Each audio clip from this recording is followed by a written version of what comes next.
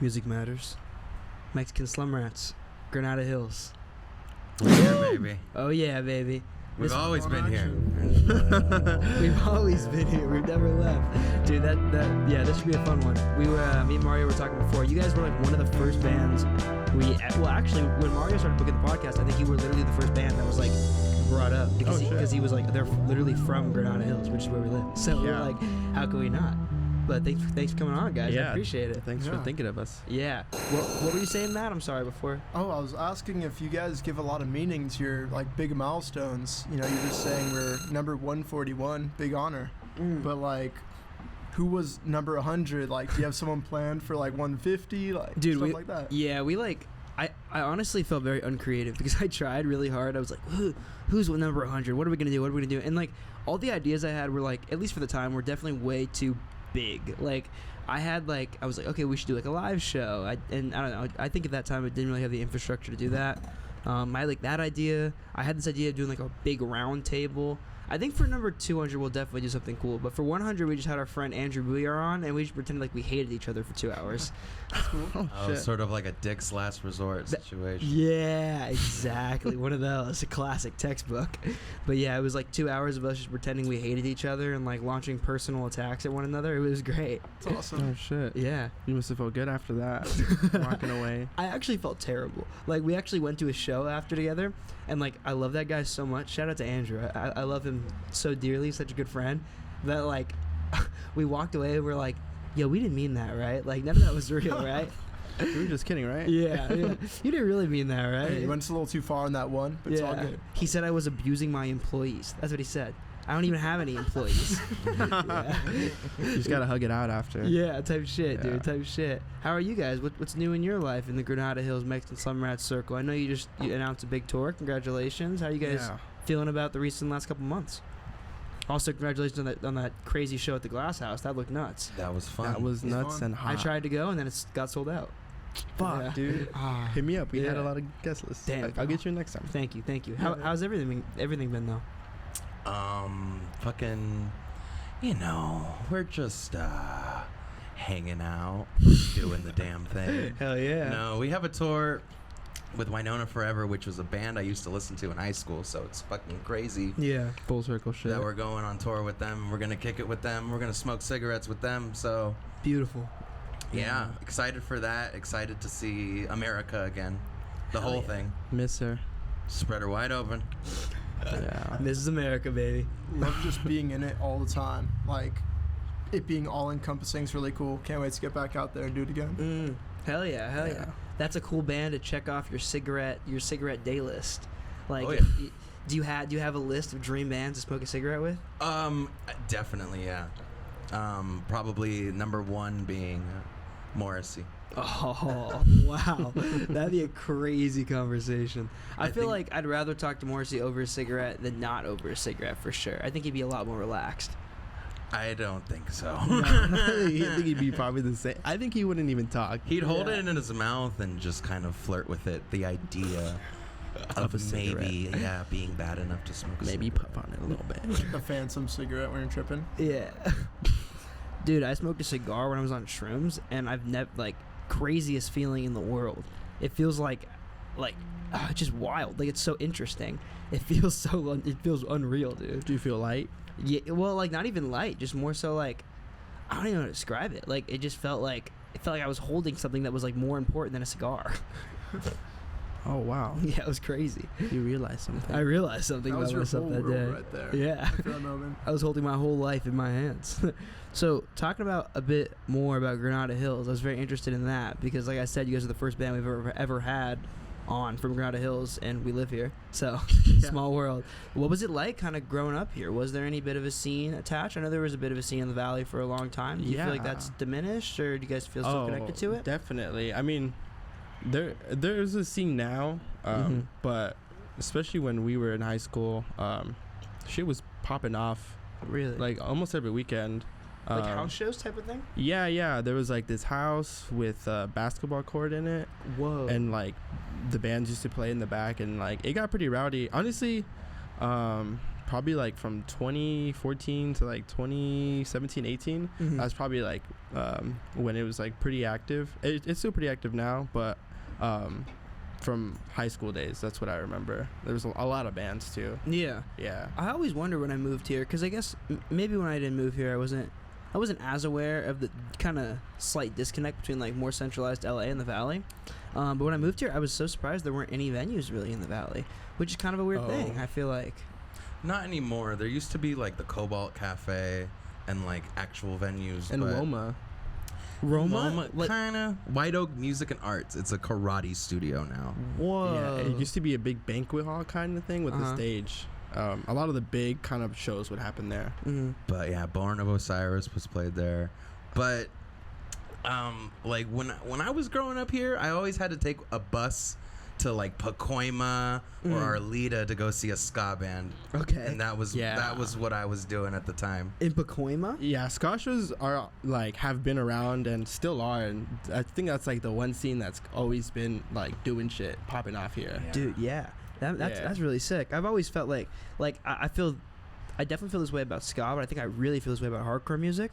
Doesn't matter where you go in America, there's a hardcore scene in every town, everywhere. There's angry people everywhere. Yeah, I think that's a good way to look at it, right? Pissed off. No shortage of it. Yeah, but it's definitely better that their exploitation of their anger is hardcore music and not something else, for sure. Yeah, music's the best outlet. Well, I for think sure. I think the ska shows, what happens is you're either a kid that your parents wanted you to be like in a mariachi band, so you would go and like they would do teach you how to play the trumpet or and like in the ska. fucking tuba. yeah, and then they said fuck that shit, started a ska band, or you're here in the Valley and you love Sublime and you just want it to be faster. Yeah. Shout out Sublime, rest in peace, Bradley Nowell. Feels Rest in like peace, yes. how LA is a bunch of communities stacked on top of each other, like a bunch of different cities. It's the same thing with scenes. Like you were saying, there's a big disconnect between the city and the valley. Feels like there's a bunch of different scenes. So like Pacoima and Somar, you got like that big ska scene. The valley, it feels like, at least for as long as I've been involved, punk's always been bigger here. But then you go close to the city and it's like more jazz stuff's going on and stuff like that. So it's kind of interesting. I like just like there's different like districts of LA nearly. Yeah. Like Yeah. different like communities. It applies to music too.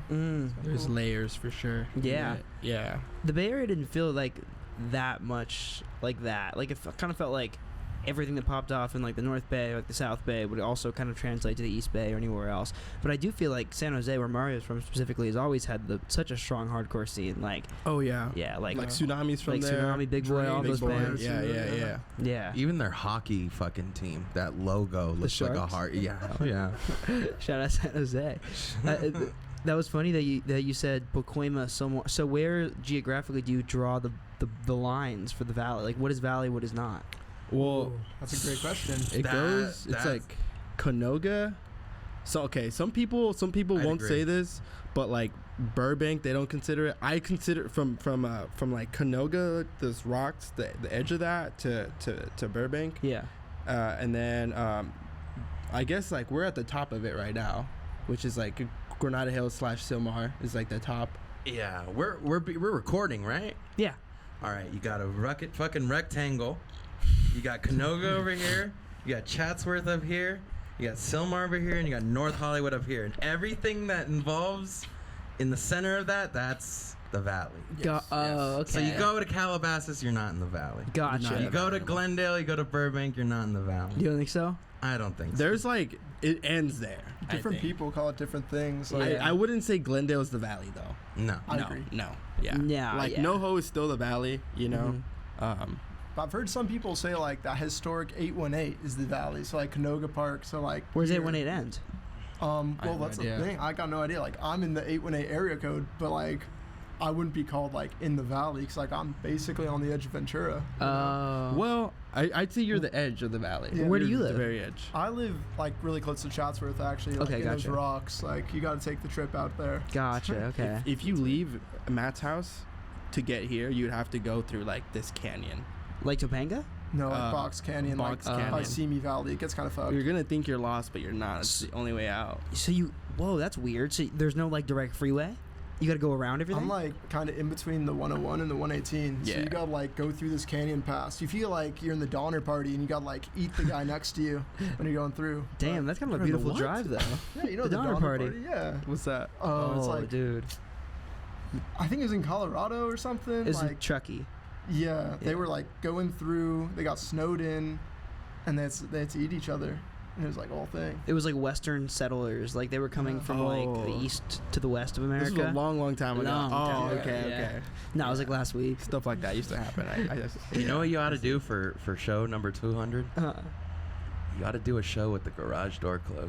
you think so? That's Just fucked see how up. long you can last. Well, the vast majority of them are done, like with the garage door closed, except for the summer.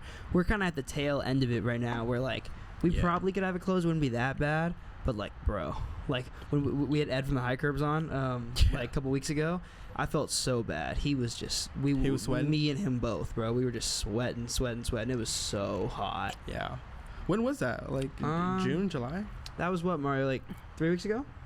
Yeah, probably 3 Yeah. weeks ago. We had that huge like heat wave for a sec. Yeah, it was gross, yeah, dude. horrible. Yeah, Ed's awesome. That was a really fun one.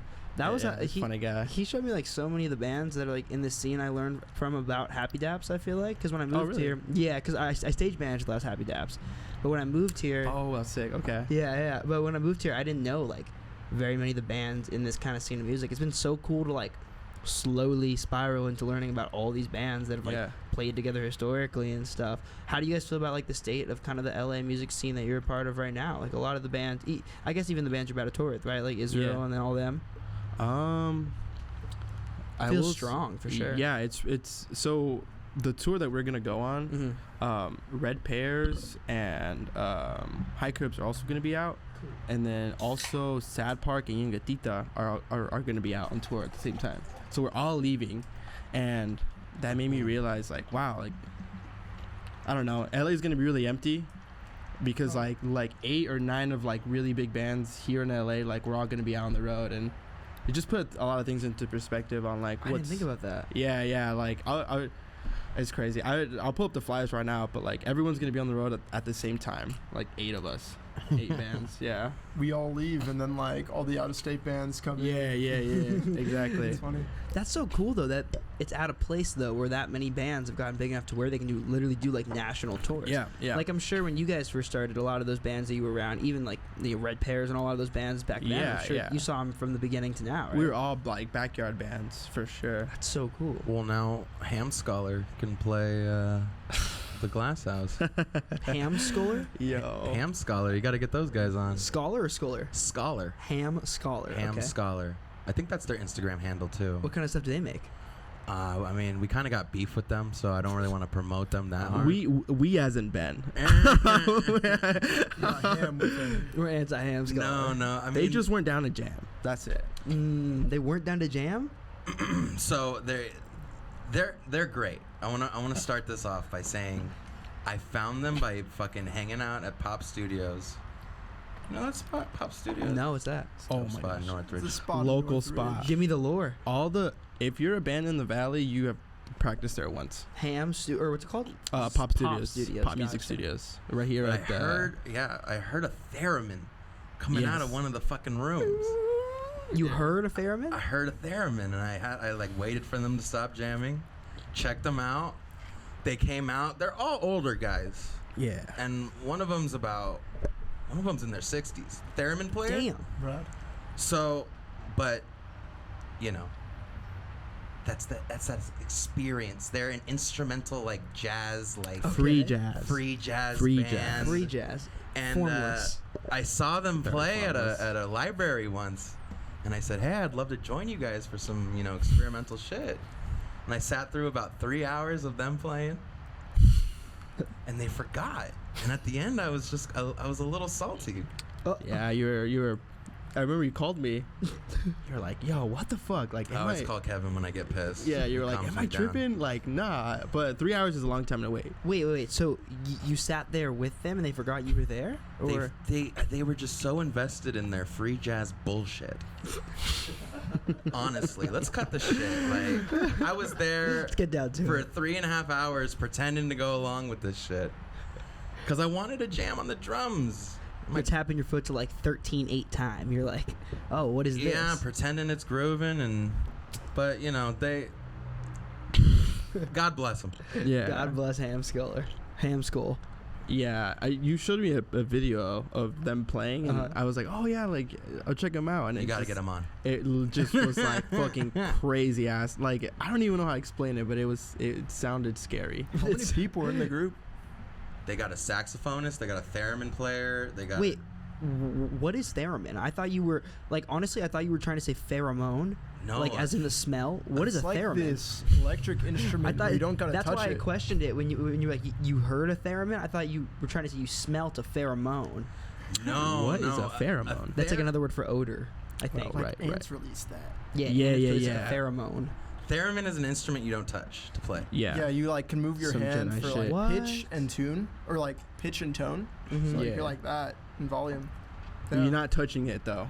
You're That's just like just your crazy. hands in the air. It's like you're conducting the music itself. It's kind of cool. Whoa. Really awesome. Yeah. Yeah. Is it like a rhythm instrument, or is it like a? It's like a lead. It could be a lead. It's like a monophonic. I think that's the right word. It's an old monophonic synth, instrument. Kinda. Yeah. Yeah, it's Yeah. really old. If you were to compare it, like I'm trying to visualize, if you had to compare it to an instrument, like There's nothing like none.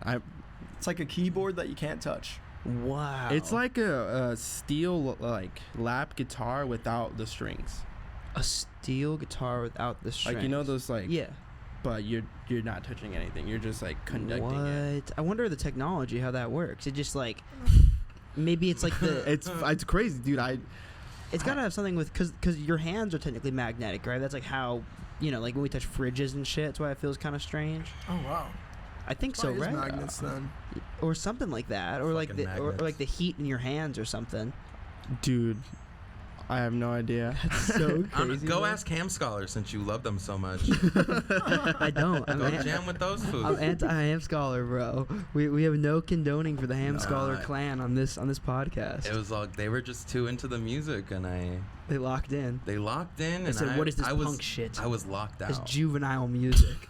Yeah. You were locked out, but it's all right. That's wrong, bro. I'm Happens. sorry. I had a really big. I still want one, but when I was a kid, I'm a drummer. I grew up playing drums, but like, there was a period when I was like 16 to like 17 where all I wanted was a hand pan. Do you guys know what a hand pan is? Yes. Oh, it's such a cool instrument, bro. Handpan? And hand pan, yeah. Like, is it a looks rhythm like instrument? Looks like a tortoise shell, That's but what it with looks like, like indents. oh, It's beautiful. it's like Oh, yeah. Yes. doo-doo-doo. Exactly. Yeah. I played with a guitar tenor and stuff. You kind of just like tap the holes, but yeah. almost like a cajon. If a cajon was like a big silver. Yeah. It's disc. like huge. But it's yeah. notes. Yeah. Yeah, It's yeah. notes. Those are like $300, aren't they? Like they're pretty expensive. Dude, for, like the bad ones are like $300. Like the nice Oh, ones are like shit. thousands of dollars. Yeah. They're Whoa. expensive. It's almost like a piano. yeah. I've seen those. Like anytime I go into those, like, is it okay for me to say wook? Like those, you know, like really hippie type people.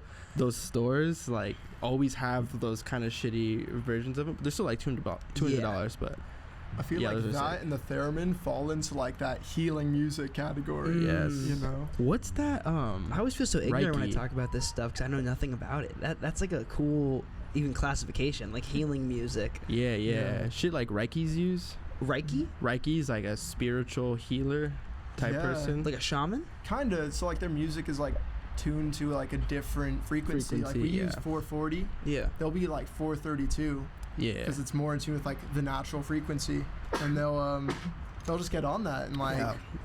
And they'll say it align your heals you. chakras. Yeah. How do you do that? So when you say 440, you mean hertz, right? Yeah. How do you like make something a different hertz? you can like tune your guitar down, for example. really? Oh, okay. Yeah. And that would change the hertz? That would Is it change the hertzage hertz. or hertz? It's hertz, It's right? hertz. Yeah. Hertz. Just yeah. hertz? Gotcha. Some like guitar pedals, they have a hertz kind of changer, like That's these cool. little like Oh. I didn't know that.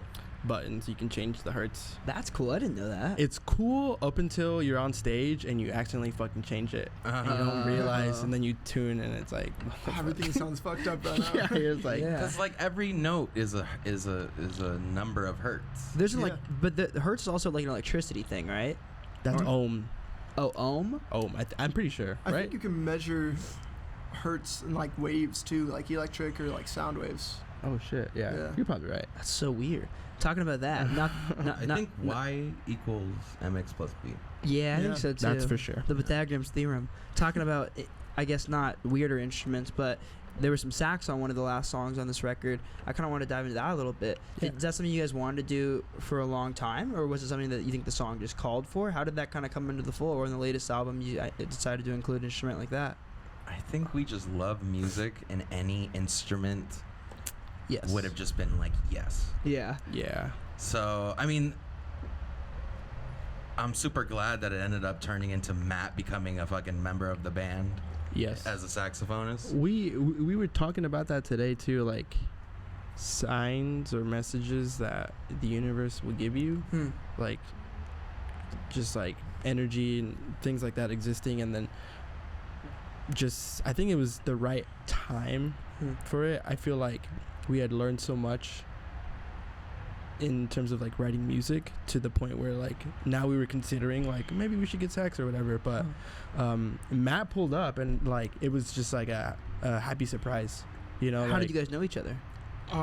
Well, I came to one of their shows in Davis like a while ago. Are you from Davis? No, I'm from here, born and raised in the Valley. But you went- well, did you what go to some school people there? would consider the Valley.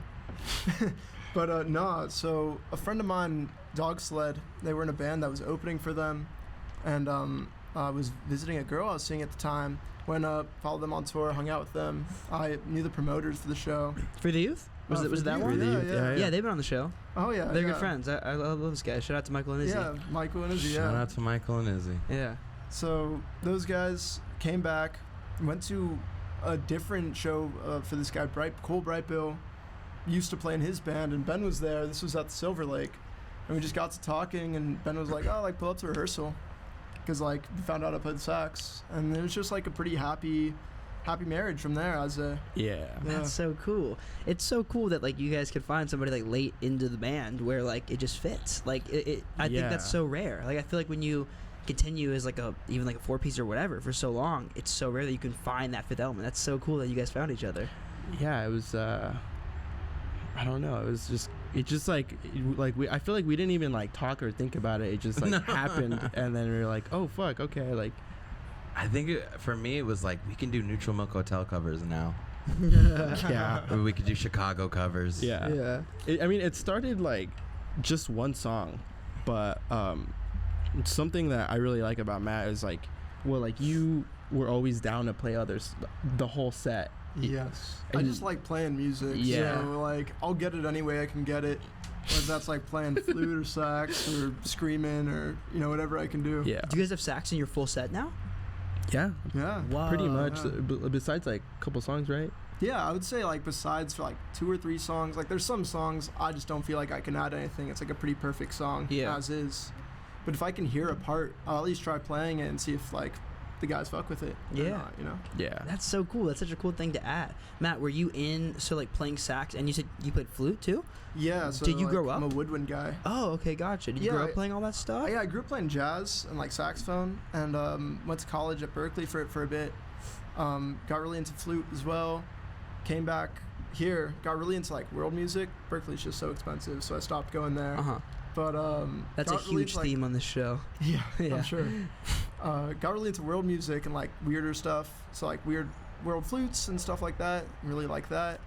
And I was working as a teacher, so I just got a good grasp of a bunch of different instruments and just realized like I don't really mind what I play as long as I like can play on the track in whatever way. And yeah, so I've just played sax for so long. But I really believe like I probably would have been a musician if I had been given any instrument. Like my first instrument was a bass, and I still love the bass. But I guess sax, it was just shiny and had a lot of buttons, so I stuck with it for a while. Yeah. That's so sick. Could you ever see yourself? It's cool that you say you think you could kind of fit anywhere and play whatever. Could you ever see yourself in a million years stop playing music? Honestly, no. Like I think even if my career took me somewhere like far outside music, which I hope it never does, I think I'd still have to like be listening all the time or be playing all the time because like my life wouldn't be complete without it. And I feel the same way about these guys. Like after a lot of conversations with them, I could never see Ben like not playing music, No, I think I make the best shit when I'm sad. Ben, there's a There's a little white thing right there. Try to talk to that guy. Sorry. Where? Oh shit. It might be covered by the the pop. Yeah. This side. I'm sorry. Oh, Go I'm ahead. not talking to this side. That's perfect. There you go. Go ahead. Sorry. You sound high fidelity now. Oh, it's on. No, I mean, I think if you're a musician, you make music when you're happy. It's like that one Sublime song. That's actually a Bob Marley song. Smoke 2 joints in the morning, you smoke 2 joints at night. Smoke 2 joints in the afternoon. But you smoke 2 joints in times of peace and 2 in times of war. So like, that's music too. Like, no matter if your life is falling apart, if I got fucking my garage band on my computer, I'll live another day because I can write it out into a song. Yeah. It feels like in its best form, music is just like an exploration of whatever you're feeling in the moment.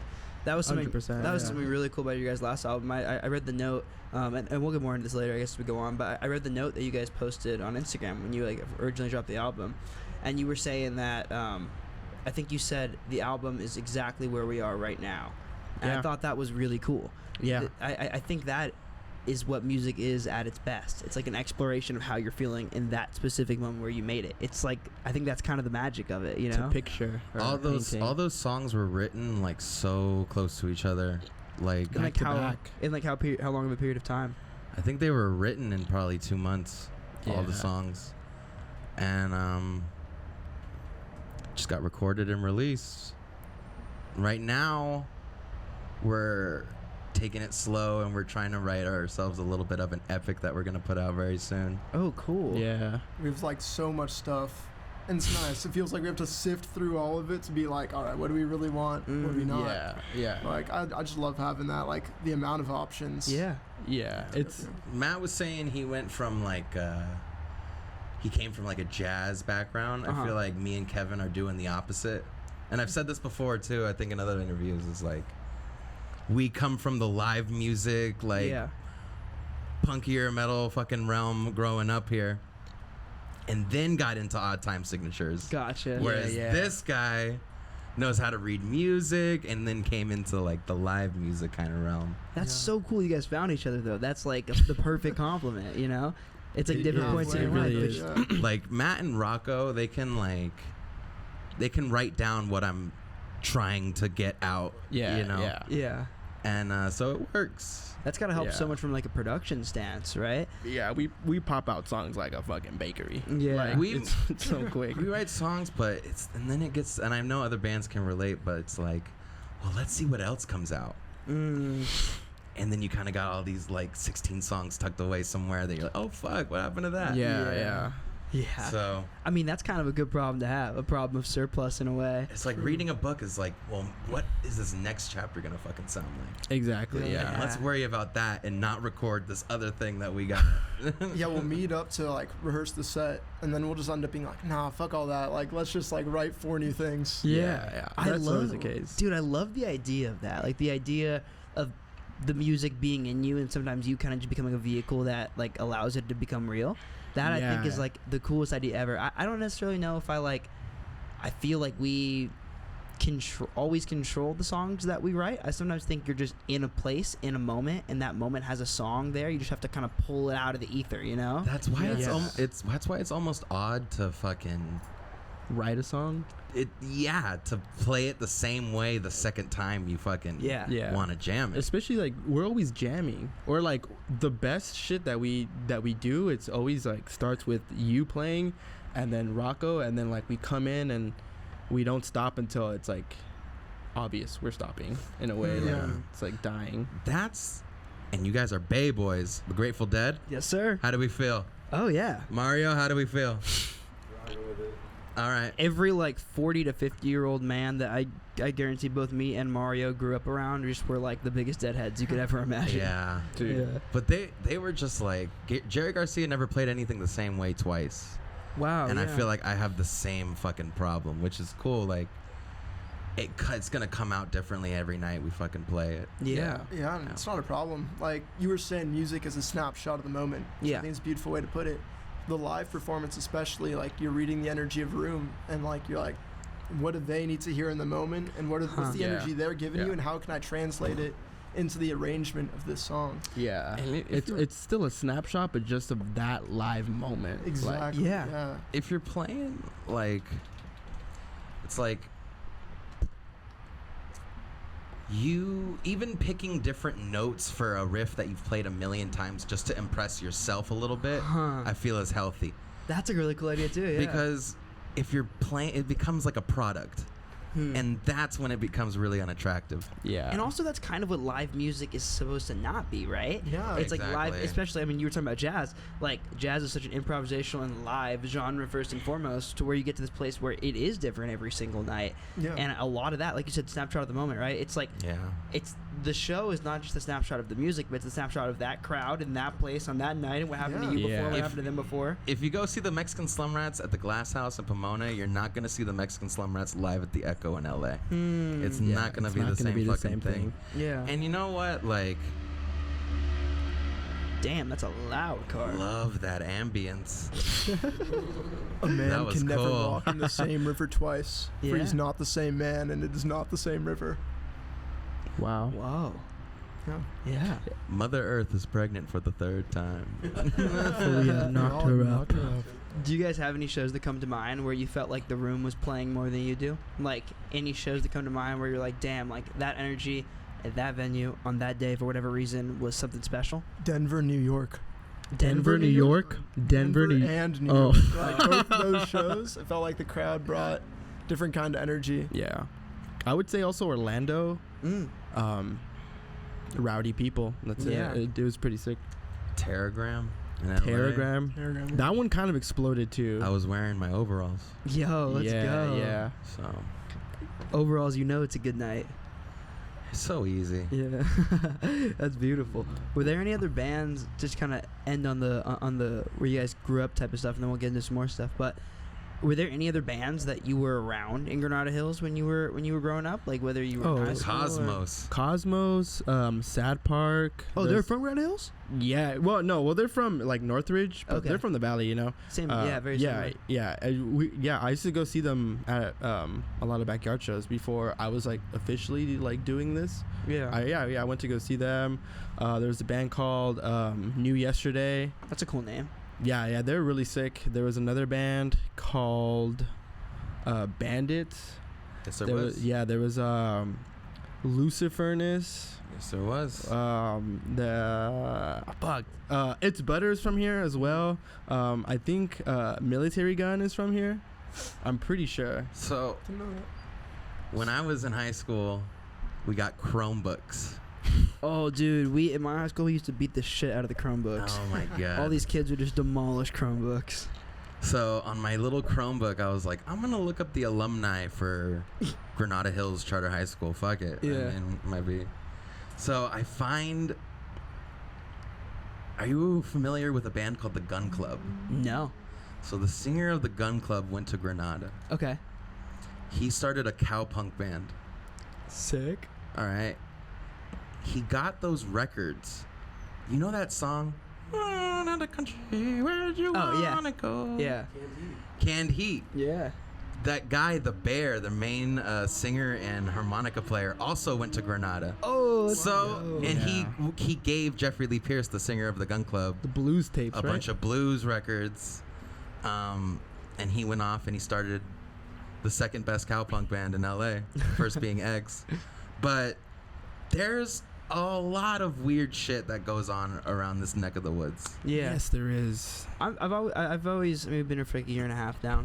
I guess closer to 2, but I felt grateful to move here. I think, opposed to like a bit more like centralized LA. This definitely feels more like where I think I'm from. I'm from like a pretty East Bay suburb area. Very suburby here. Yeah, very suburby. But it's strange. It was like I felt like I moved to LA, but never felt like I moved to a big city, which was kind of a weird thing. I think lately like the past year, I definitely in LA as much as I'm here for sure. Yeah. So it doesn't feel as much like that, but it has this cool level of like connected but disconnected enough, you know? You have the option to choose either. Well, you That's can what get you want. right on the 118 right here, and you Exactly, can yeah. get anywhere you want. Yeah. You know? But you still have Has this a little lot of pocket. community. Yeah, Like, yeah. it's cool, like, hearing the stories from Ben and Kevin of them growing up, and like their community had like a lot of character and like they knew their neighbors and shit like that. Like they had a block party and Whoa. Yeah. cool, yeah. Yo, rest in peace, Fred. For Rest real. in peace, Fred. Rest in peace, Fred. Who was Fred? Fred was a good friend of ours who hooked it up with a lot of pot back in the day. He was an older man who kind of took me in under his wing, and he ended up passing away. But I'm sorry. he lived in. It's okay. He lived in a trailer by my house, and he would just tell us stories about him growing up around this area, and like he was just a really cool guy, and he had this he had this bong that was made out of a Gatorade bottle. Whoa. And I asked him, I was like, how long have you had this? Because it was black. And the point of reference he used was like, I don't know, around like when Michael Jackson died. It was like, he made it. Yeah. 2008. So I was like, yeah, okay. But Crazy reference. yeah, and then I just got up one morning. I saw his brother, and he goes, Fred croaked. And I was just like, oh shit. But He used to take like the craziest bong hits too. Like his eyes would pop out of his head for a sec. yeah, I still take bong rips like him, just for the memory. Oh. But he would hold that, like His chest would come out. He wanted to feel it.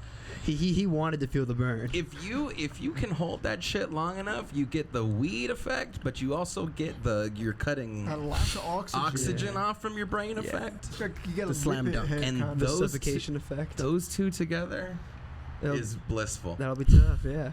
Yeah. They always say, I remember when I was a kid and I'd smoke weed, they would always say, like, the more you cough, the higher you get. I don't know if is that true? I think it's like something, it opens up your bronchioles or something when Dude, you that cough. That shit permeates your lungs. I think that shit's true. So for the kids listening, what you got to do is you got to take that bong rip. You got to hold it for as long as you fucking can And see what happens. till you forget your mom's name and you're good. Good for a few hours, honestly. Is this a personal anecdote that happened to you? I mean, We used that to get, happened to me? Yo, we used to get so fucking faded. Like we would be like, oh my god, like I'm seeing 2D right now. Like the fucking room would just be a piece of paper. Yeah, really crazy times. I definitely used to get like that. Dude, like, it's so weird. Like, the place where you realize that, like, smoking weed in high school, like, smoking weed after that will never be the same ever again. Because Like, the paranoia adds to it. For sure, dude. We used to, like, a really close friend of mine named Jacob growing up, we would, like, he lived in this town called Pittsburgh, which was, like, 15 minutes from where I was from, or where I lived. And we'd go over there, and we'd, like, drive over this hill. His mom would, like, drive us to his house when we were, like, 15 years old, and we would just get, like scary faded, like to the point where like his mom definitely knew every single time, and she was just such a homie. She never said anything, and I often think about that. I'm like, what a great person. I love smoking in the comfort of my own home, but nothing will beat like having to crawl through a storm drain to get faded. You know? Oh, Hit little up the hideout. Snapchat plug. Yeah, exactly. Yeah, dude. I bought weed for some shady people when I was a kid, for sure. There was this one dealer in my hometown that like we bought from her for like years and years and years. And there was this one time, like unannounced, we hadn't bought from her for like 2 or 3 months or whatever. Text her one day, she pulls up to the spot or whatever. She pulls up with like a daughter, and like she had never had a daughter before, shit. and she's like so drunk, and like gets out of the car and she hands us like these 4 joints that were literally scotch taped together, and we were like, what is this? And she just goes, I will never forget this. She looks at us and says, it is what it is. It gets back in her car and It leaves. is what it is. It is what it is. You wanted weed, right? Yeah. Weed, right? Yeah. You got weed. This is weed. That's crazy. Yeah, it's so funny, bro. Hey, shout out to her. Shout out to her. Hopefully she's in a better place Hopefully, now. yeah. Yeah, hopefully she's still kicking. What were the biggest lessons you learned from Fred? I think that's a really cool like anecdote into like how just community driven a place you guys grew up in. Well, he was I think he was looking for like metal to salvage or something. He needed a part for a car. He ended up finding like this guitar that just somebody threw out, and he gave it to me. And I just always thought like, damn, like that fool was thinking about me, even like when we, and just like you see adults when you're growing up as like rule makers and like perfect entities that you will one day become, right? Totally. And I just remember he was one of the first adults that let me see the side of him that like was a little juvenile, and to see that in an adult and to see like him just being cool with it, like it wasn't just we were smoking weed together, like I would help him work on his car and he would like keep me out of fucking trouble, like so it was just really cool. It's and refreshing. Yeah. Especially the adults that we were around at that time. Like, I feel like you and I were always like fuck it, like fuck these big wigs, kind of. A little bit. And he was, you know, like hanging out with him. It was like Trailer Park Boys in the best way. Wow. So that's so cool. It was, yeah. And his wife, I gotta get in contact with his wife again. Yeah, and his brothers, right? Are they still His brother's like all level with the AboveTheBridgeMusic.com family. Yeah, let's his go. brother is like 40. He looks like he's like 80 years old. Wow. I never saw him. Lived a hard life. Yeah, but if I'm over there and I'm out of cigarettes, he's where you go. Hey, Yeah. bro, I'm passing through. Yeah. Dude, that's very, very true. I think But- like it's really weird. I think especially not only just any adult, right, but like specifically your parents. I think it's really weird when you get to a place where you understand that like they're just people. They're just people And too. like yeah. they aren't like these like superhero perfect people. You know, obviously I think a lot of people can say like our parents are superheroes for sure. Yeah. But like it's so weird when you get older and you realize that like they have weakness as well, and they're not like these, you know, like invincible superhero type characters that you make them out to be in their head. Like they're just people and they feel the exact same emotions you do. You know? Yeah. They're just trying their best, and it's their first time on Earth too. You know. Yeah. It's my first day out here. It's sad realizing. I feel like when I got older, like identifying like whether my parents were in turmoil or not. Like, because as a kid, you just assume like they're good. You always But, assume like, it. Yeah. but like as you get older, like you can identify when your mom's like going through like a financial crisis, you know. And Yeah. it's like, Totally. fuck, dude. Like you're just a girl like trying to Exactly. get through it, and like my dad's just like me, but fucking older. That's it. Yeah. It's so weird when you get to. I definitely had this experience when I first moved out. I think I began to realize that I was going through things that my parents had described to me, but never about me. Like they had described it in their own life.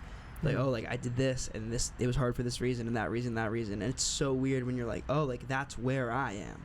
You know? Yeah.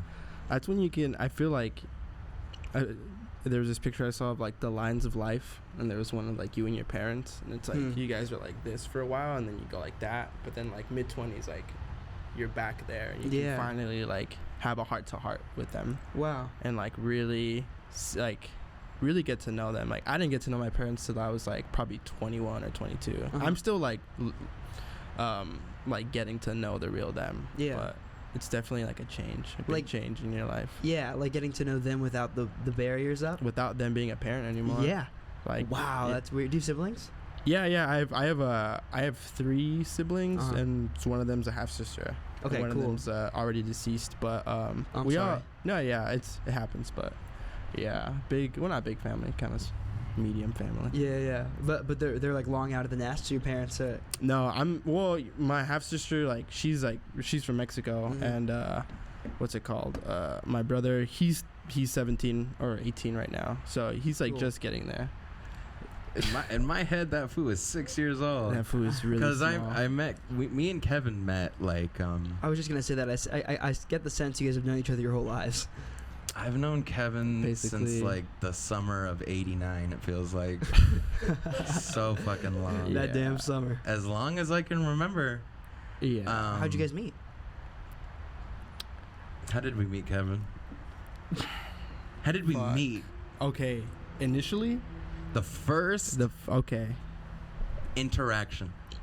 I had an Iron Maiden shirt, and I wore it to I school. feel like I know where this is going. And Ben was really into metal, and he just like came up to me and he was like, "Holy fuck, like Iron Maiden!" And I was like, yeah. And then you came the next day with your iPod. At the time, like, music was like a big thing for me, but I really didn't give a fuck about it like that. And he was just like showing me all this shit, and I was like, oh shit, okay.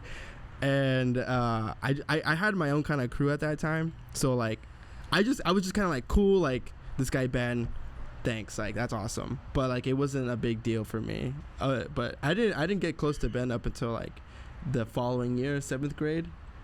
I think I was sitting next to you for a test. So 6th grade we meet because he's wearing the fucking Iron Maiden shirt, but he was like still jailbreaking people's phones and like playing Temple Run and shit. I was on my tech shit. Let's so go. by 7th grade he came around and was like, all right, let's start this shit. He had a fucking ruler and we were taking a test. You know those clear bendy rulers? Yeah. So People used to smack each other with those in my middle school. yeah, dude. Yeah. You can do a lot with them. Yeah. And so we were taking a test and I was finished, and you had like the ruler under your desk like this, and I was like looking over and you were trying to bend it up until it broke. Like right before, and you were like, and then it fucking snapped and you could hear it like shatter. And like, that shit was just so funny to me, and you were just like, shut up, shut up, shut up, shut up, shut up. And just like laughing. I think that's when I was like, yeah, I'm gonna kick it with you. I was the most like Disturbing the peace kid.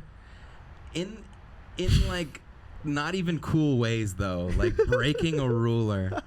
Like, yeah, fuck yeah, Ben. You were like, because it wasn't like it was a hard to fucking break ruler, so you were like going crazy trying to bend it. I was just trying to make people laugh, I think. That shit was so funny. hard. Born entertainer. I would give myself nosebleeds. What? You would, yeah. Just for the drama of it all. In class. I remember in fucking Mr. Neal's, I hear like a, and I look behind me and you're just like going like that, and then you started bleeding and you got up and you were like, my nose is bleeding. I was like, I'm going to the nurse. You fucking just left. I was like an off-brand Gigi Allen. Yeah, middle school. I think everybody tried to be an off-brand Gigi Allen in middle school. This motherfucker was like, about it though. Yeah, you were with it. I think I was just deflecting emotions I couldn't process. Yeah. The McMuffin. And you McMuffin. We'll get into that episode 200. Yeah, we will. I'm gonna hold you to that. Episode 200, we're here. We're gonna do it live.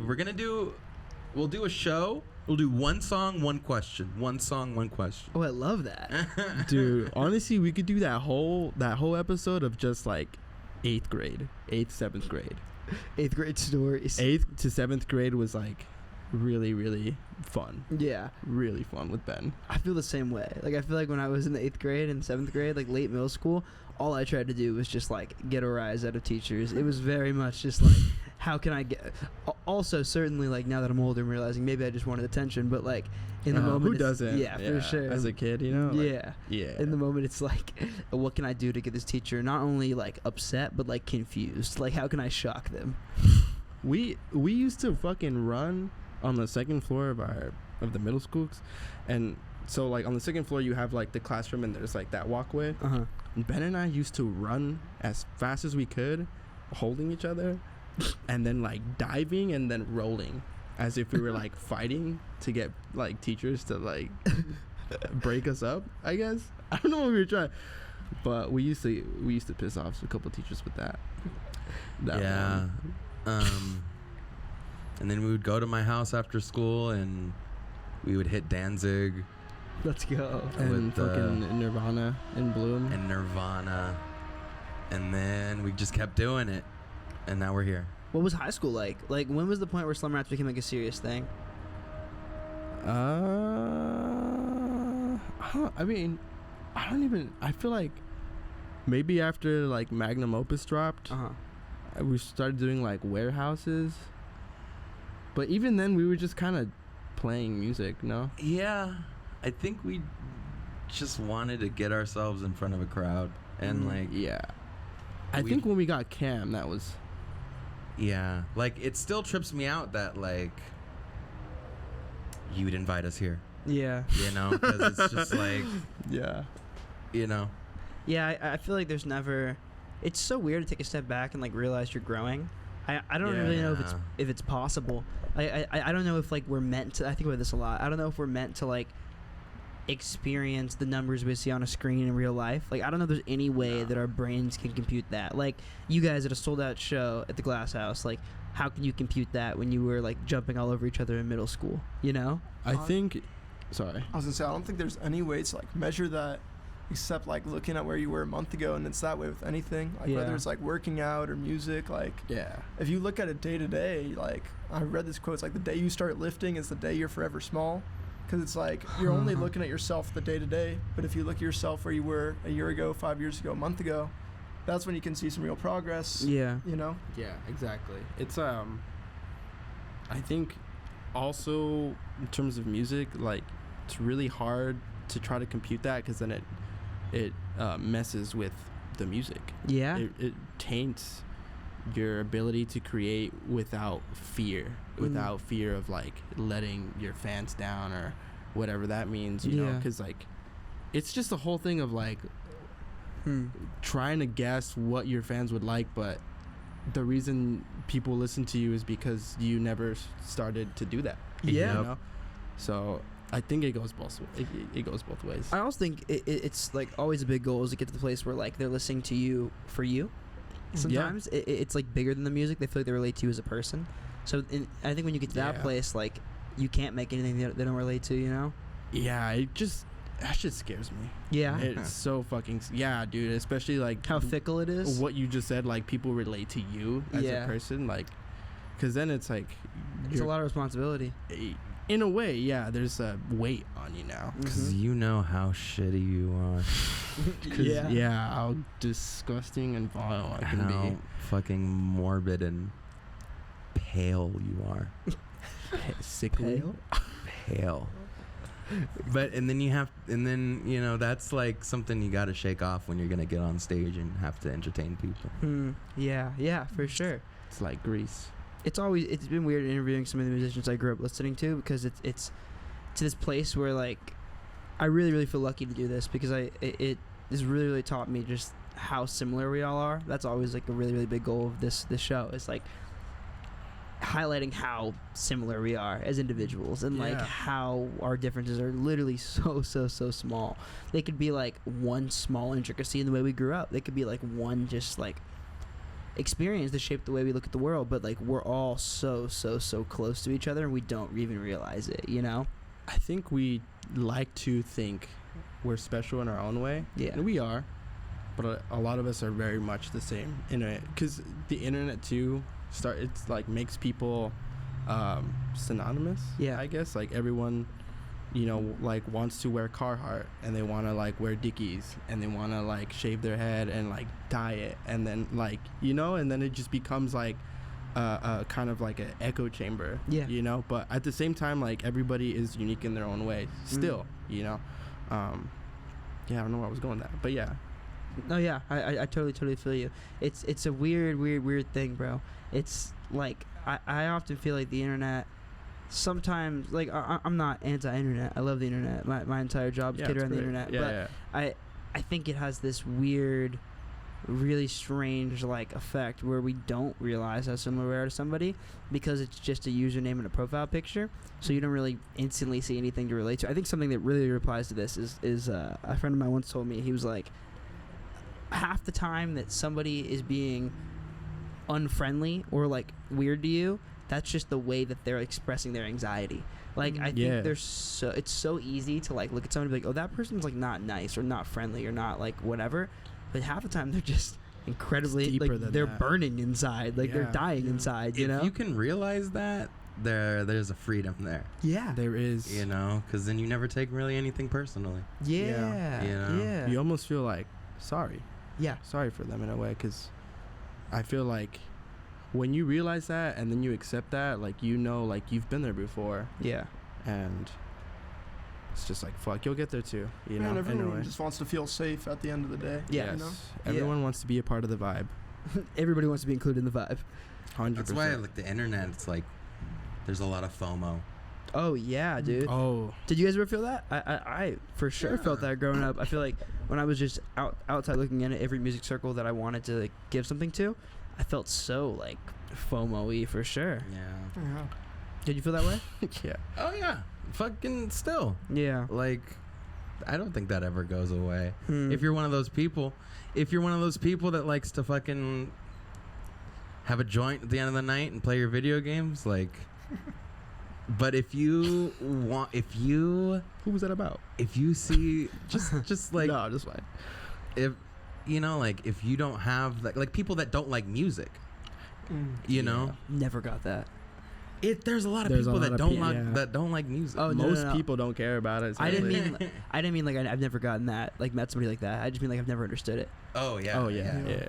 That's Some people just doesn't move them. They'll they put on like a Spotify playlist. Do you think they and haven't found whatever. it? Yeah. No, I mean like they'll just put on like Like they're not passionate about it. hot pop.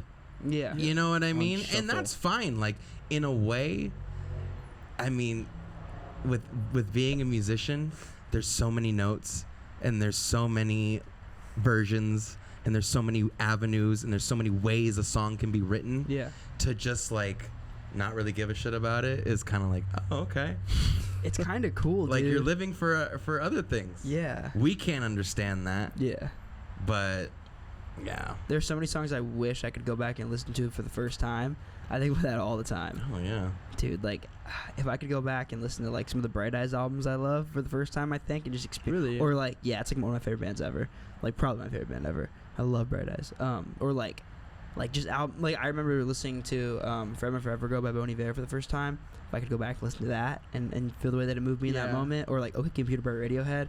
If I could go back and listen to that again for the first time. Dude, there's so many records where I'm like, holy shit. Like, Yeah. I still love this, and I'll always love this because it's like a fundamental part of who I am. But I'll never experience it like I did the first way when I had Yeah. no understanding of who it was or why it felt the way that it did. Yeah. It's. You know? I feel like that fucks me up nowadays because it's hard for me to find a band that does that for me or an artist. It's like Same. it's very like scarcely, but like I'm always trying to search for that Yeah. moment again. Like I feel like it's hard to come by these days. But that's kind of beautiful in a way. Yeah. Like, It's having that endless search, you know? chasing the dragon. Yeah. It's a curse. It's an addiction. I think that's kind of a really, really good anecdote to, like, break out of that thing you were describing before where you were saying that, like, you guys can just bust out a bunch of songs, like, some of them hit, some of them don't, whatever. I think, like, being in that place where you're just constantly chasing that feeling that you had when you wrote your favorite song is a great place to be. Yeah, feel like that's all we try to do every time we jam. Honestly, I've been torn between the idea of like writing things that are intended to be thrown away or treating every riff you write like it's the greatest fucking thing in the world ever fucking written. there's And- no in between. Yeah. There's no. It's I think you do have to write a couple shitty songs to get to a good one. Yeah. But Dude, yeah. But I feel like, and that's where the FOMO comes from too, is like, why does this Instagram video of people moshing make me feel like I'm not doing shit? You know what I mean? Like, yeah. not a lot of people see it that way, you know? Yeah. Oh, for sure. But like, for people like us, it's like there's energy we are not tapping in on. Like, why wasn't I there? Yeah. Why? Or for people that are in bands, like, why aren't I making music that like makes people do that? Yeah, I'm getting a phone call right now. everyone wants to like make. It's like I feel like every musician's dream is to like have that moment where like, you know, you're focused on playing music and then you look up and people are going fucking ape shit. Yeah. You know, like that's Yeah. always the energy that we try to bring, and I feel like it's really hard to watch video. Well, not hard, but like I could see why somebody might feel FOMO when like yeah. I feel like most of the time we're comparing somebody's highlight reel to our like blooper reel. Yeah. You know, like Wow, yeah. It's almost like you wish you could watch your life in a time capsule and go from like when you started to where you are now. or just like the highlights too, you know, Yeah. or just like I feel like we're always focusing on the shit we do wrong.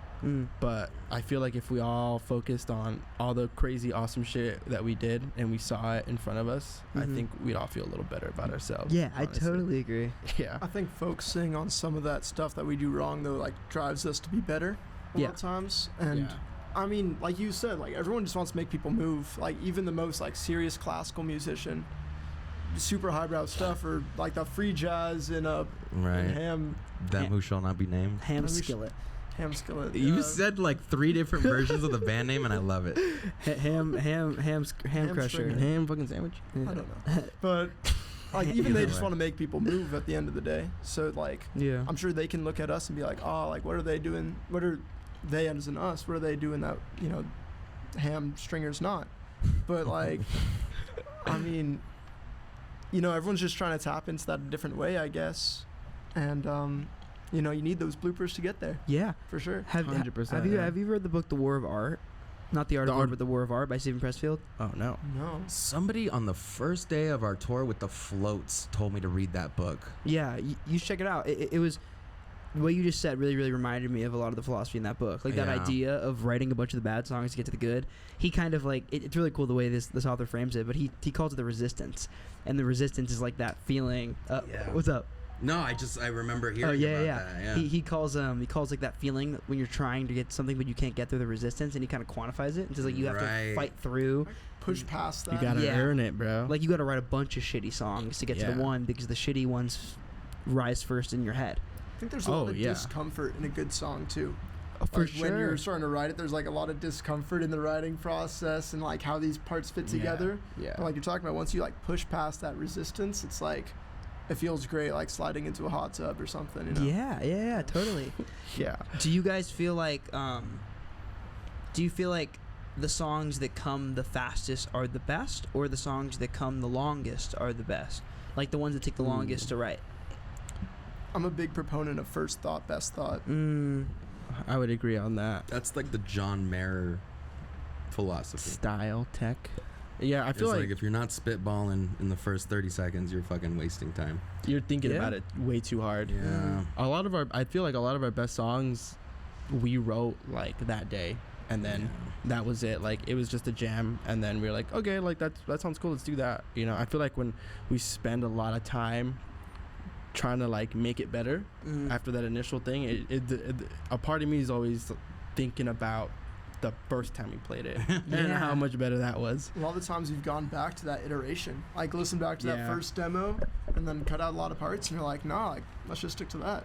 Like, Yeah, those are the and- best parts. And that's part of it too. I feel like we always try things that we don't like, and then we're like, all right, cool, like at least we tried it, like let's just get rid of it. you Yeah. know? And let's go back to what we liked. Which I think is necessary.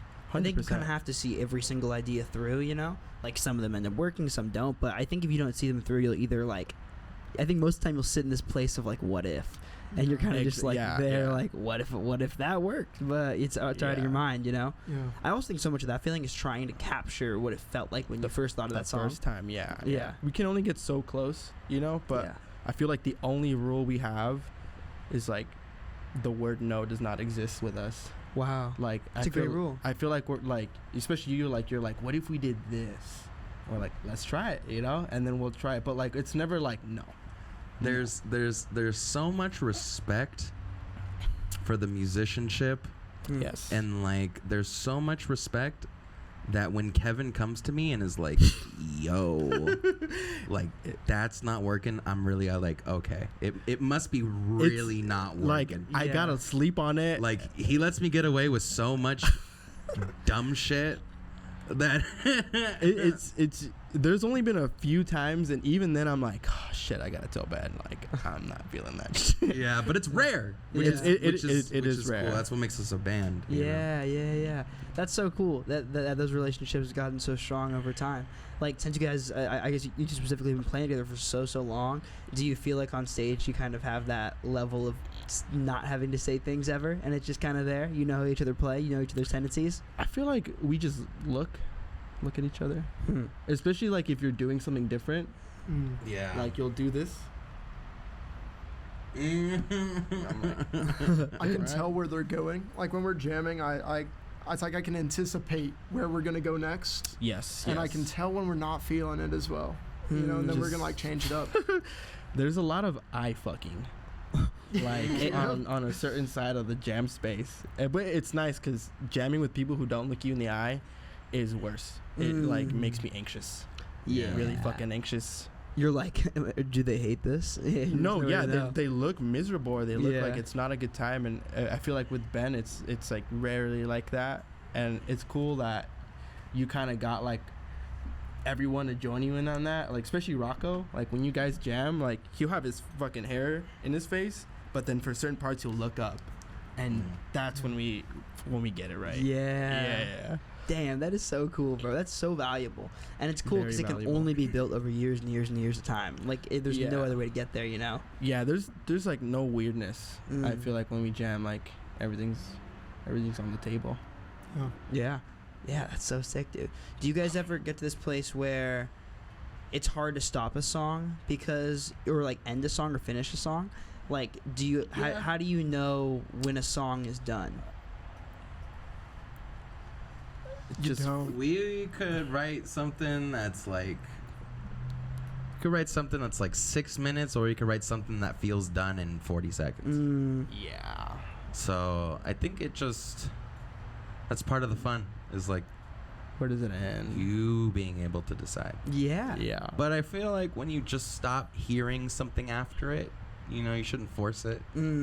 Yeah. If it ends up being fucking a minute and 20 seconds long, it's a minute and 20 seconds long. Yeah. You don't got to shoot for 3.5 minutes every fucking time. Yeah, you you don't. know. Yeah, I think every time we try to make that 1 minute song, and then like copy paste it again, Yeah. it fucking always drags. It's just not right. Always. You can only always. play what you hear, you know? Like, if you got nothing to say, you're better off not saying it. Wow. Yeah. No, We're that's going super deep true, yeah. tonight. Yo. Yeah. No, but that's a really, really cool thought. Yeah. Yeah, you're better off not saying it. I think that's really true. I've always found it strange how people like go with the intention to, or go somewhere with the intention to write a song.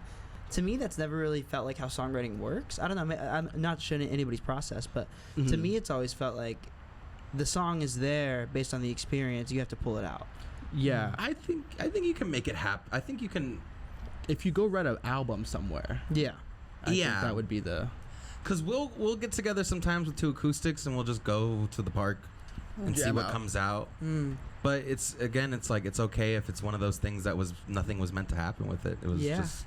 Yeah, as long as I think like we know like, all right, well we don't have to have something at the end of this. Yeah.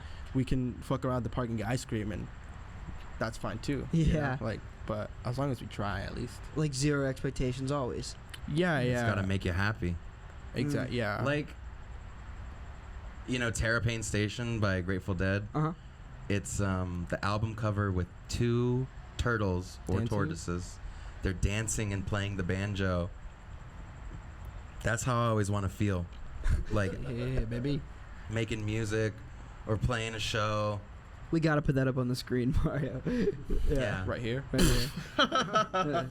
Like that image is where I want to be, you know? And like you talk about like going somewhere to write a song, like if you enjoy sawing on your fiddle in the park, like that's just like a way to kill 2 hours. Yeah. Because there's so much goddamn time on this earth. Yeah. Might as well fill it with some music. Yeah. I agree. Life is so long, dude. Did you guys ever, just kind of speaking on that, growing up in an area that's so adjacent to LA, was there ever an added bit of pressure being so connected to being in like one of the biggest music cities in the world? Yes. Yeah. Like, Yeah, I feel that. Like you have such a head start. Oh Yeah. It's yeah, like, yeah. You know what I mean? Yeah. Felt a lot of FOMO regarding it, going back to our FOMO conversation. wow. Because, like, for me, music was such a solitary thing for so long, like, practicing in my room, and it was, like, a very meditative thing. So, like, seeing outside all these people doing these different artistic things and different scenes, I was always like, dang, I'd love to be a part of that, but, like, I'm not where I want to be yet Yeah. to be a part of that. And also, like, music for me was, like, a very solitary thing, like I said. So, definitely felt that disconnect, especially being in the Valley, like, when I didn't drive, getting over to LA was a mission, you know, like Yeah. folks don't want to take Super me. mission, yeah. Yeah. They gotta pick you up at like 11:30. Yeah, hell no. So it was like a big thing for a while, but you know, I do think you definitely find You where can use you're- that as an ashtray if you need, by the way. I got The it shell right there. here. Oh, the shell too. Yeah. I think you find where you're meant to fit in, kind of Mhm. musically. In that Yeah, sense. and also in LA, like I feel like there's so many bands nowadays. Like, I think it's like if you want to start a band in LA now, I think it's a lot harder than it was for us in 2017. Interesting. What do you think's changed? Just the rise of, I think it sucks. I like hate to put down anyone in Of music, course, yeah. but like a lot of bands who blow up over TikTok and things like that make it. I think a lot of people perceive it as, you know, it being accessible, which Yeah. like music is 100% accessible to anybody. To make, yeah. Yeah, to make, to do. You can make a beat right now with your hands, you know, like. But I feel like the knowledge that it is so accessible is now even more widespread, that I think Yeah. everybody and their mom is like making music. And, Yeah. all of it's really good, you know, but I think there's so much of it now because of that. Like when you're a band, especially now, I think it's really hard to stand out. Oh, yeah. You know, Oh, yeah. I feel like if you don't have a really good photographer and really cool album cover and a really cool personality, you know, for like reels and shit, like Yeah. it's really hard for you to stand out. For sure, and I feel like the only way to get past that is to just sit in it for years and years and years and figure out what you mean to say. I had an experience a couple months ago where I met a guy at a show. He performed, somebody like brought him out for a song. Shit. And Sorry, is this yours? no, it's you. Oh. Yeah. But so yeah, somebody brought this guy out for a song. I talked to him after the show, whatever, and we ended up being from like a pretty similar place, but had never met. And we knew a bunch of the same people, and it really, really made me start thinking, dude. It's like if there's 10 million musicians every single year that like start, right, and like really, really give the thing a go. After 3 years, there's 1 million of those, and then maybe after 5 years, there's 500,000, and after 10 years, there might be 1,000. Yeah. So it's that's like true. I think the longer you're in this, you realize how small music is as well. Yeah. Like you realize like everybody knows everybody because the ones who know everybody have been in this shit for 10 years. Very Yeah. true. You There's know? like seniority in a Yeah. way. There's a lot of those like OG bands. Like now that, like I feel like I've heard that term when they're talking about us sometimes. But like, oh, you Right. guys are like OG, like backyard days. But we've just been around. Like that's. I think you get smarter too when you make connections. Yeah. You know, and that becomes easier. And like, I pray for all the bands that play at the Whiskey and play at the fucking and on anywhere on the Sunset Strip, because Yeah, the Viper Room. the Viper Room. Yeah. But I mean, like, if you're one of those people and you have that personality that fits TikTok and fits Instagram Reels, and you're happy, you know, more than 50% of the time to do that, you know, like that's the business part of it. But Yeah. like, I feel like there's so many people that love music and want to make music and want to perform and want to like have people listen, Yeah. that just fall into like the, you know, like to sell yourself is a hard thing to do, Yeah. Yeah. It is. you know. Sometimes it's harder than making the music. Yeah, I think Yeah. music's become a bit of a brand, and you kind of got like sell yourself like a brand. Yeah. It doesn't really matter Yeah. what you create. It's like as long as you are creating and do it consistently. Yeah. It's like, I mean, I'm not great at that. I've never been Mm. great at social media, but like, there's a lot, like you were saying, there's a lot of stuff to staying power and like Yeah. being an OG and like just keeping at it for years and years and years. Yeah. Shows you're serious about it, but that even goes towards the brand. Like the person who views himself as a brand and like keeps at it for 5 years probably is gonna have more success than like the Mhm. person who It's- releases like a fantastic song Yeah. once Yeah. every 3 years. You know? And some Yeah. you have a little bit of everybody. Yeah. You know? Yeah. Mhm. Yeah. So Yeah, I will say as from like a musician perspective, I can see how that'd be so super frustrating. Like that ability, or having to have that ability to sell yourself in that way and not having the music speak for itself. I think Yeah. one of the biggest kryptonites that I think about a lot, that's like a very, very big problem with today's music industry, is that musicians are no longer just musicians, they're filmmakers and they're brand owners and they're company Yeah, runners, and yeah. that is a very, very difficult thing, and that's like more of a, you know, it's always existed, but it's exacerbated in the age of social media. But I will say, on the flip side, as somebody who like has the pleasure of like, spending his life helping artists tell their story and like helping them build like their visual brand, I think it is a really, really exciting age for music in that regard. Yeah. Because Oh, the yeah, people, and 100%. I'll use you guys as an example of this. This was something I realized when I was kind of diving more into your branding and your visuals specifically.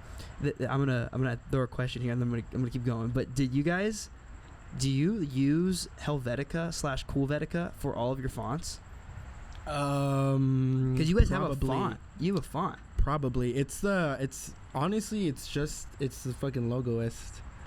Yeah. Yeah, it's like one of those. It's like real. Actually, it's super similar. Like when we send out the flyers to the venues, like the blank ad mat, they want the font name so they could put like like their date for like when you're coming to their venue, and a lot of them are just like, okay, I'll just use Helvetica. Yeah. But like, it's just all I do is the spacing between the letters, I just make them closer.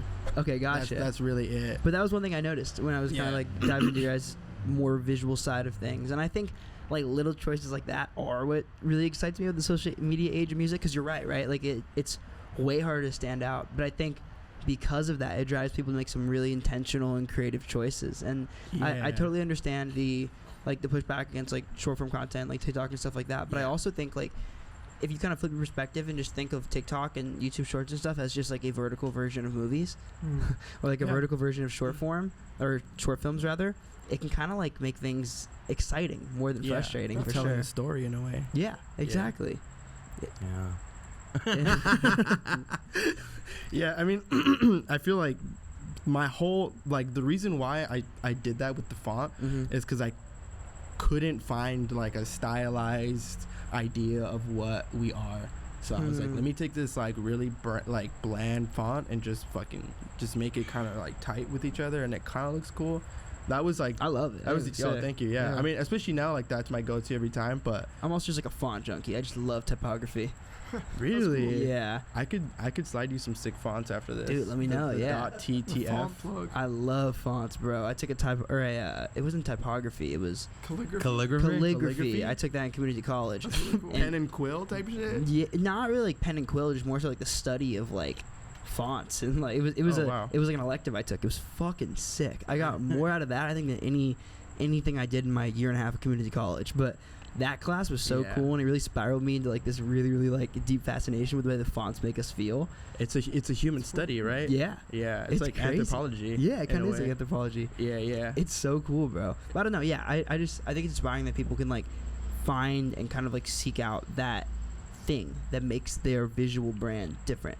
Like I really, really loved that kind of like not liner notes, but kind of like when you guys did all those thank yous on your Instagram for the last record. That was cool. And the 2 slides before it with the picture with all you guys and jumping into the pool and shit. Yeah, we just had to have some kind of magazine moment. We don't have like we're not on a label or anything, so we don't have like the backup to like provide that stuff for us. So any sort of album cover you see, that's just we thought it would be cool. Have you guys ever signed? Have you been hesitant to? I'm sure you've had conversations, right?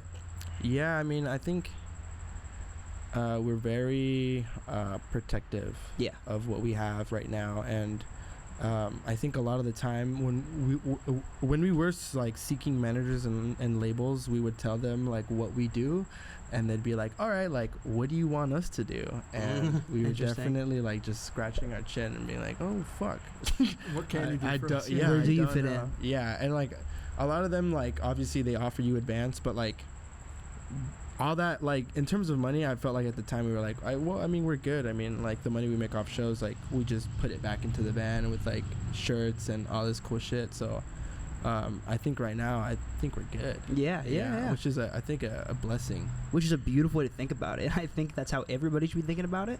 Because I think for the longest time, the goal was always like, how do I blow up and get signed? Like that was the goal for a long time before the social media age. The old way. Yeah, exactly. But now I feel like it's kind of the opposite. It's like outside of the money, what can you as a label provide me? And that's why I think like there's some really cool labels like Neon Gold, and I think they're like really building community. And I feel like that's something a label can provide, but it's so rare that I think that like a band like you guys has been able to like curate your own just community. like you have very dedicated people that are showing up to every single show, and then it's like you're right. Like, what is a label to provide you if it's not just a bank for something to do? Something to do. Yeah, exactly. I don't even know how. Like, it just kind of spiraled. That is where shit gets blurry with us. Is because like a turning point. Nah, it's just like, well, what genre are we? Well, your first album sounds very different than the one you just put out. Okay. What the newest album? What genre are we?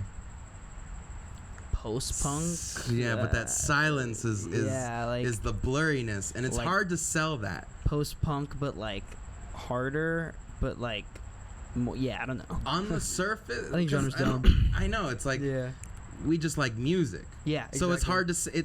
It would be a lot easier for us if we were a shoegaze band and we make shoegaze music and we play with shoegaze bands. Yeah. And we're on a shoegaze label. Yeah, it's not linear for us at all. It's pretty hard to pitch us low key. That's the name too. A lot of like, well, this is what we were told by our agent. Like the name itself for big festivals, like nobody wants to be the first. To put Mexican slum rats? To put Mexican slum rats on a flyer.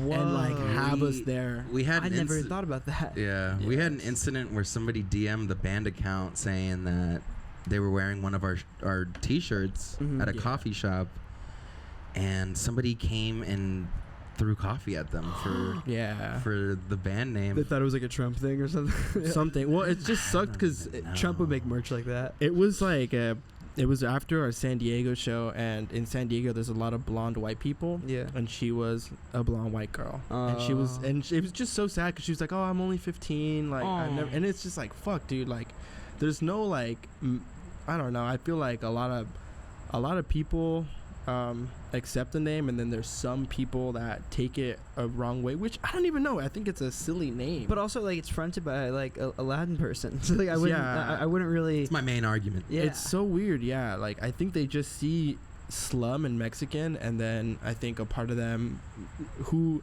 I don't know. I think people who are Mexican and they take that name wrong, I think there's a lot of like internalized shame that they have, that they just see that and it just fucking triggers them. Where did it come from, the name?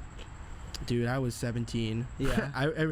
But I remember asking people in my high school, like, what do you think of this name? What do you think of this name? And I had like 3 names and they always chose that name. Yeah. So that's why I stuck with it. It was also just like, I don't know where I came from and just trying to be more than Mexican and poor. Wow. You know, but some people don't think that. Which is so weird that with the meaning like that, somebody would get they just see slum and they go fucking crazy. Like, I think people are really angry but right now too. It works the opposite way too, because some people stick around just to see what we're about and what kind of fucking music we make. But yeah, I suppose I would get it.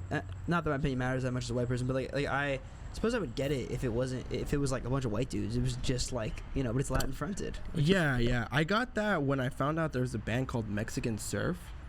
All white dudes. Oh, well, that's a little like, weird. Oh, what the hell? Yeah, I was like 15. Yeah. So I was like, yeah, that feels a little weird.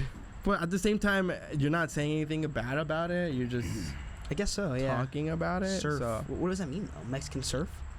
You probably just put 2 words together and didn't think much of it. Probably. Honestly, Yeah. American football. Yeah. But at the same time, I feel like if we started a new band, Chinese finger trap. Yeah, I don't think I would use. I don't think it'd be like, oh, like what if we were called Chinese finger trap? Like I feel like that also would not come up. Like using another race that isn't mine. It's a tricky. Yeah, I don't think so either. Yeah, it's a tricky situation because you guys are so far into it. Like, was there ever? But also, like, fuck anybody I think who wants to change it. But like, simultaneously. Exactly. But like, has there ever been any thought? No. Not. I mean, it's just MSR. When we got with Rocco and Matt, we were writing so much different shit that for a second it was like, well, maybe this is a different thing, but as long as it's me and Kev making music and like, I feel like that's Slum Rats. It's MSR. Yeah. That's beautiful, bro. Yeah, I love that. Yeah. I think it's cool too because there is such like a strong Latin fronted scene in LA right now. Very much so. It feels like more so. I mean, then again, like I didn't live here before, but it feels like right now there's just like a So many of them. Ridiculous amount of Shout out bands in there. Chicano Mosh. Yeah, they're sick. Yeah, Every yeah. band I've been a part of has been Latin fronted. Where's it? Basically, I was saying every band I've been a part of has been Latin fronted. That's so sick. Yeah. There's just a lot of us out here. That's Yeah, just- it's fucking awesome. That's Southern California. Yeah. For sure. But I definitely, I mean, I don't like want to label ourselves as that Latino fronted band, because I feel like Interesting. we're a Yeah. lot more than just like the frontman and the frontman's ethnicity. Yeah, you for know, sure. like I feel like our band is like low key a fucking continental breakfast. Yeah. Yeah, like all of us are a different thing, and we all come from different backgrounds, and I think that's what makes it a cool band. And the merger is what makes it so exciting. You know? The Like, yeah. the merge of all those different experiences. No, yeah, so Fine. it was just a funny term. Oh, the merger? The merger. I Yeah. thought about The Office. Yeah. The merger. The merger. Talking a bit more about. Oh, we're gonna say something. I'm sorry. No. Oh, okay, cool. Talking a bit more about the tour you guys are about to go on. How far are you away from it? Like a month out? 2 months out? Just about a month, Let's or like get a a- month About a and month. 10 days or something like that. Let's Month get the and 8 exact. days. And you guys just announced the openers, so that's super exciting. Is this Yeah. the biggest tour you guys have been on? You've been on a national tour before, correct? Yeah, This is yeah. the first headlining one. Yes. Yeah, first headlining, I think same amount of days. Cool, Same amount gotcha, of days, yeah. gotcha. Do you, in preparation for a tour like this, get more excited or more anxious? Since you guys have been a live band for so long, are you at the place now where the nerves don't really set in? It's just excitement. Yeah. I feel like, Yeah, which a is lot of it. where you want to be. If we could leave tomorrow, I would. Yeah, like the Yeah. opposite of homesick. yeah. I think we're You all want to get out there. all really want to fucking go Yeah. tomorrow or fucking yesterday, you know. Yeah. That's the thing about being a musician. There's a lot of downtime, Yeah. but when you're out there, it feels really good every time. I feel like we've learned a lot too from our. I think this might be our 4th tour we're doing, and I feel like now we're like fucking like the Power Rangers. We just all became like we've all just become the unit now, and like we know what to do, and like we're not really scared about like. I don't know. I feel like on those first couple tours, we were just scared. I was scared at least about like the open road and like, Yeah. being out there by ourselves. But now it's like, oh shit! Like when are we leaving? Does it feel more freeing now, opposed to that fear? We've seen some Yeah, shit. Yeah. What comes to mind? What are like some of the craziest tour moments? Before that, Ben just said something really funny on the last one. We were like middle butt fuck nowhere, like near the East Coast, and he's like, "Well, there's no going back now."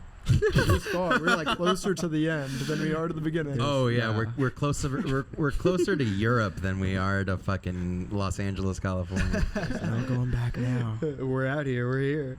I love just thinking back to fucking what was it? North Carolina. What was it? What was it?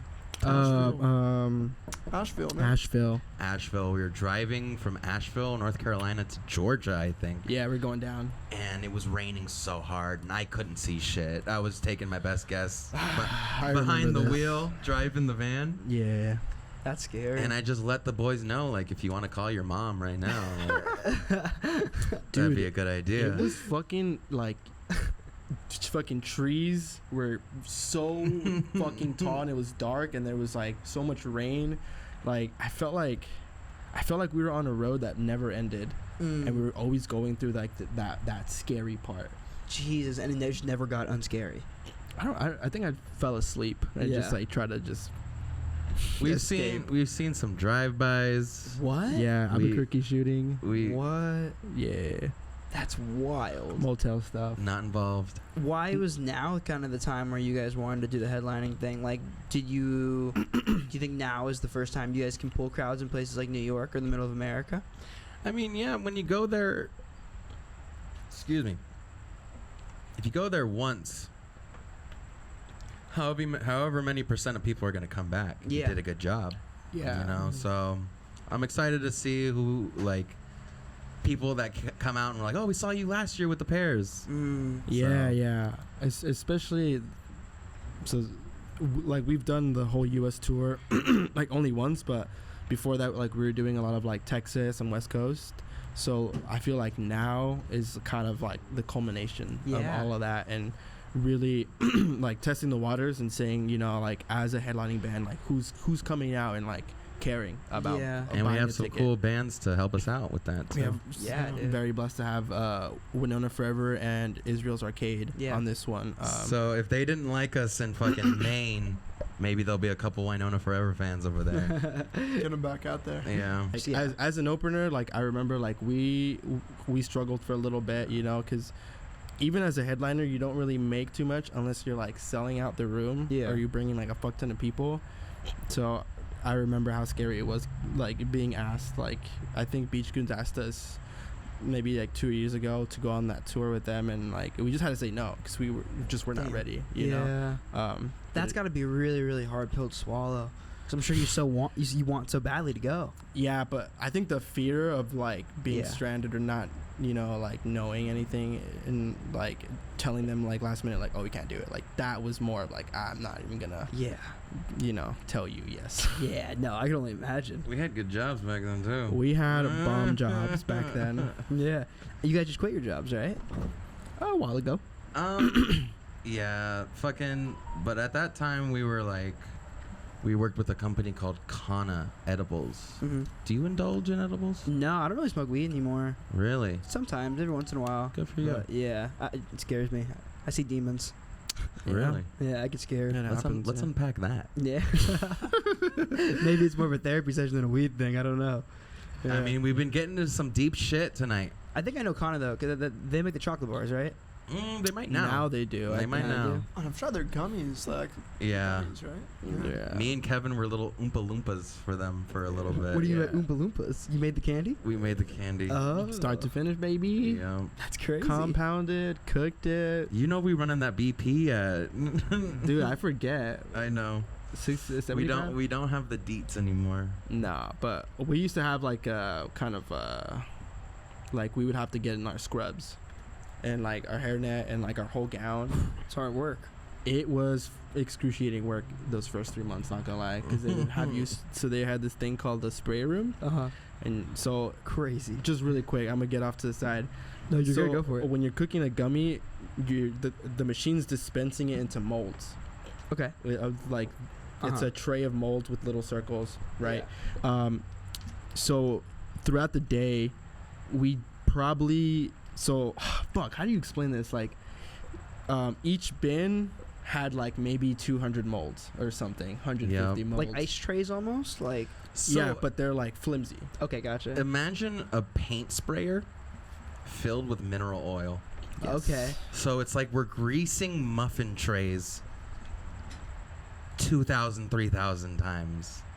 And was it kind of getting into our lungs and fucking us up a little bit? A little maybe? bit, You yeah. did a little high? No, you just felt your fucking lungs being coated in it. But we had, so like every day somebody was in charge of completing like 13 bins of them, Okay. and that probably took you like 2.5 hours, 3 hours. Yep. But that shit was like you were solo, Wait, each individual was in charge of completing 13 bins? just one person, Oh my god. and So, while everyone yeah. else worked. We had a hard job, and it was Monday through Friday, 11 to 3 or 11 no 3 to 11:30 at night. Yeah. So we were doing some other shit during that time. Yeah, I forget what we were talking about, but Did you guys like try to get a job together on purpose? Like, did you like? Oh yeah, he that hit was me up. that was our second time that we had done a job together. What I'm thinking in my head is I'm thinking, you know, that interview, and you know that part, that scene in Step Brothers where they go to the interview together and they're interrogating that lady named Pam, who's Yeah. like that. Pan. Pan? You're like, you sing Pan with an M at the end. Oh, right? there's Pam. no, there's a B at there's a B at There's the a end. B at the you do like It's like lamb. you do That's that a great right? movie. Yeah. Oh, that's my favorite comedy of Yeah. all time. How was I know for myself, I quit my job like about a year ago, and it changed. Oh, to do this? Yeah. Oh, And shit. to do this, and then I work for a company called Live 2, which is a very, very similar company to Above the Bridge. They're like an artist development company and a production company. They do music videos, that kind of stuff. Oh shit, nice. Thank you. Yeah, but quitting my job to do music stuff full time was like life changing for me. I definitely feel like before that moment, I was like ramming my head into a wall harder than anybody else, but it was not a smart thing to do. Like in the sense that I was trying to like brute force my way through problems because I worked at a restaurant 4 days a week and I didn't have the luxury to go in my backyard and think about how I could most intelligently solve these problems. So I definitely like. Yeah. Like Were you a cook or were you a server? Or? I served for 5 years. Well, Oh, I wow. bussed for 3 and then I served for 2. Yeah, I worked in restaurants. Above the Bridge started in a movie theater. That was like where I began it. Oh, okay. Yeah, I used to be busted in a movie theater, but that like quitting my job fundamentally changed the way I looked at everything. When you guys quit your day job and were able to put everything into music, how did that kind of change your day to day? Do you feel, and just the creative process in general, did it feel different? How do you? Did it feel different? It felt like there was a lot more time to do it. Yeah, we had no excuse not to. Yeah, I think. that's something. We quit our jobs, and then we quit our jobs in kind of a Shakespearean closing the door behind you but slamming it kind of way. And we wrote See You Around after that. Like literally like a week later, we were going to Rocco's and just jamming every day. And I think that was a catalyst of change for us. Yeah. Where we just like had no other excuse, and we put our asses to work. But yeah, and having it be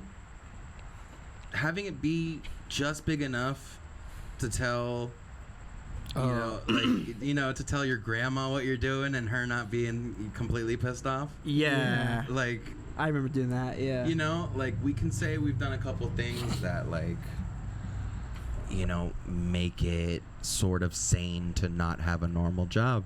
Yeah. It's not like people won't be like, "Are you fucking stupid or something?" Yeah. So it's just big enough to where we can say, you know, I got other shit going on. Yeah, we do. Which is a crazy, crazy feeling, bro. When you get to that moment, that's what we're most like grateful for. Yeah. You know, is like, and it still like shocks me.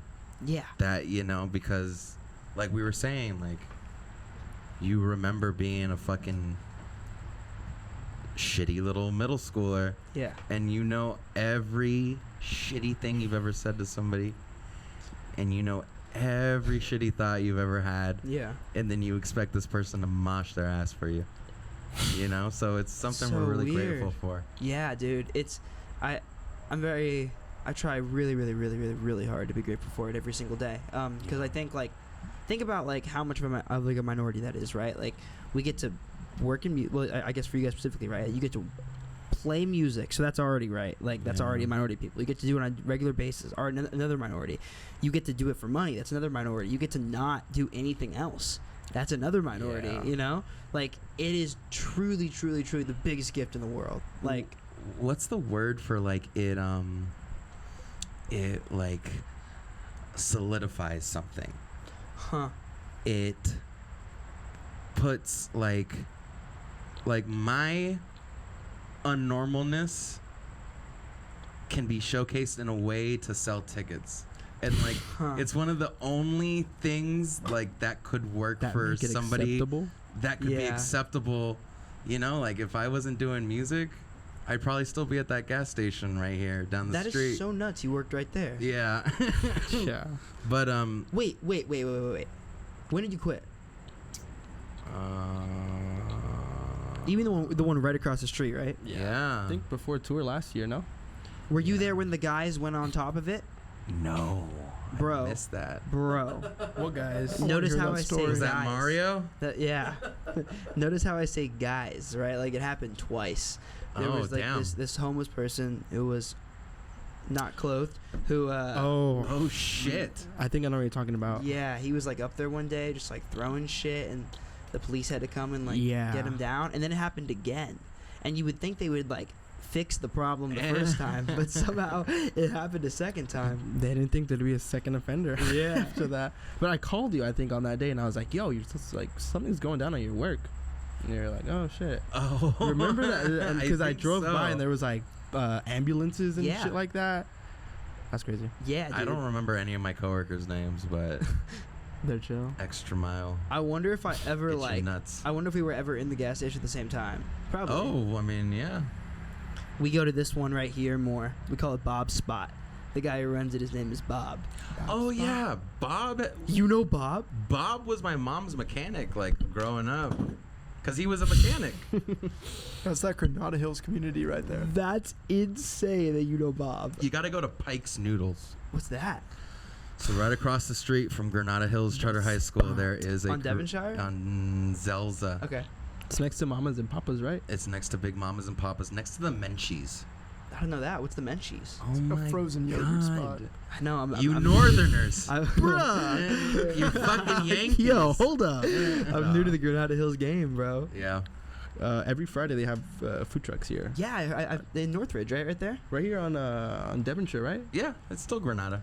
Oh. Yeah, like right here. Oh, I think Andrew, my friend Andrew, just told us about that. Yeah, it's honestly, if you want to get out and see what this place has to offer, just check it out. It's pretty sick. It is weird that I feel like I've lived here for a year and a half, but still don't have like a fundamental understanding of the community. I mean, you're busy. Yeah, I guess so. Yeah. Did you ever go to Frosty Queens? Yeah, I've been to Frosty Queens. That was so cheap. It's over now. It's over. Oh, they closed it? They The one closed downtown it. right there? Right there, dude. We got to set up a show there in the parking lot. Oh, that would be so sick. It's a big parking lot. Bro, they closed Frosty Queen? It was like super impromptu. Like they just posted on Instagram, like, "Hey, we're closing tomorrow," and people were fucking pissed. No. That's been there since like forever. I feel like since we've been Yeah. around.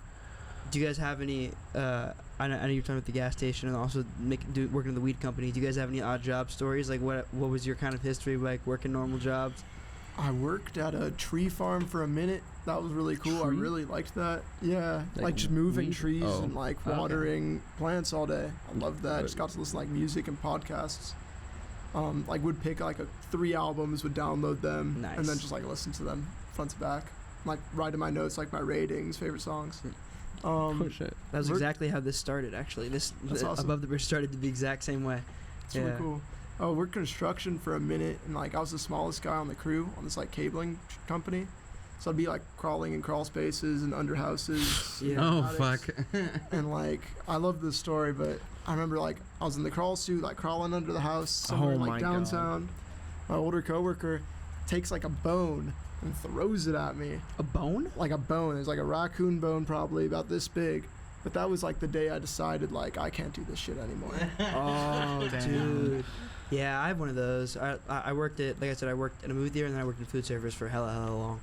I quit like a year ago, pretty much. But when I first moved here, I worked at the Benihana in Encino. And Oh my god. yeah. That's right by my house. Yeah. Oh, really? Yeah. Fuck yeah. I know which one I'm That's talking a cool about. area.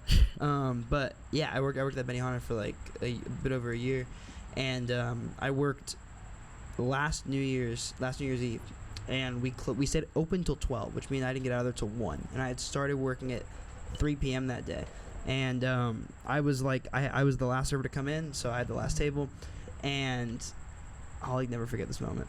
There was one table left in the restaurant. It was mine. All the cooks had gone home. There was just that one cook cooking that one table. There was a manager. There was me. And I was like, I had nothing to do. I was just waiting for them to finish or whatever. Because they'd come in like 10 minutes before we closed, which was fucked. And I was like so excited to go out on New Year's. I just couldn't do anything. But they'd come in, and like I said, I didn't really have anything else to do. So I was kind of just watching them. I was at the bar. And I remember so well, like when the ball dropped for New Year's, them counting down like the 5, 4, Yeah. 3, 2, 1, and like they all got up and they're like Happy New Year's, and they were just cheering. And I was just sitting at that bar in Benihana watching, and then I kind of made the decision that day. I was like, this is the last time I will ever Yeah. spend a holiday season in a restaurant. Like Yeah. at that point, I kind of Yeah. just like I put my head down. I was like, I'm gonna find a way out. It's dehumanizing. Yeah, You get to a crossroads. yeah, it's very. And like you were saying, we're blessed to be able to do music, like all of us, all day and do what we love.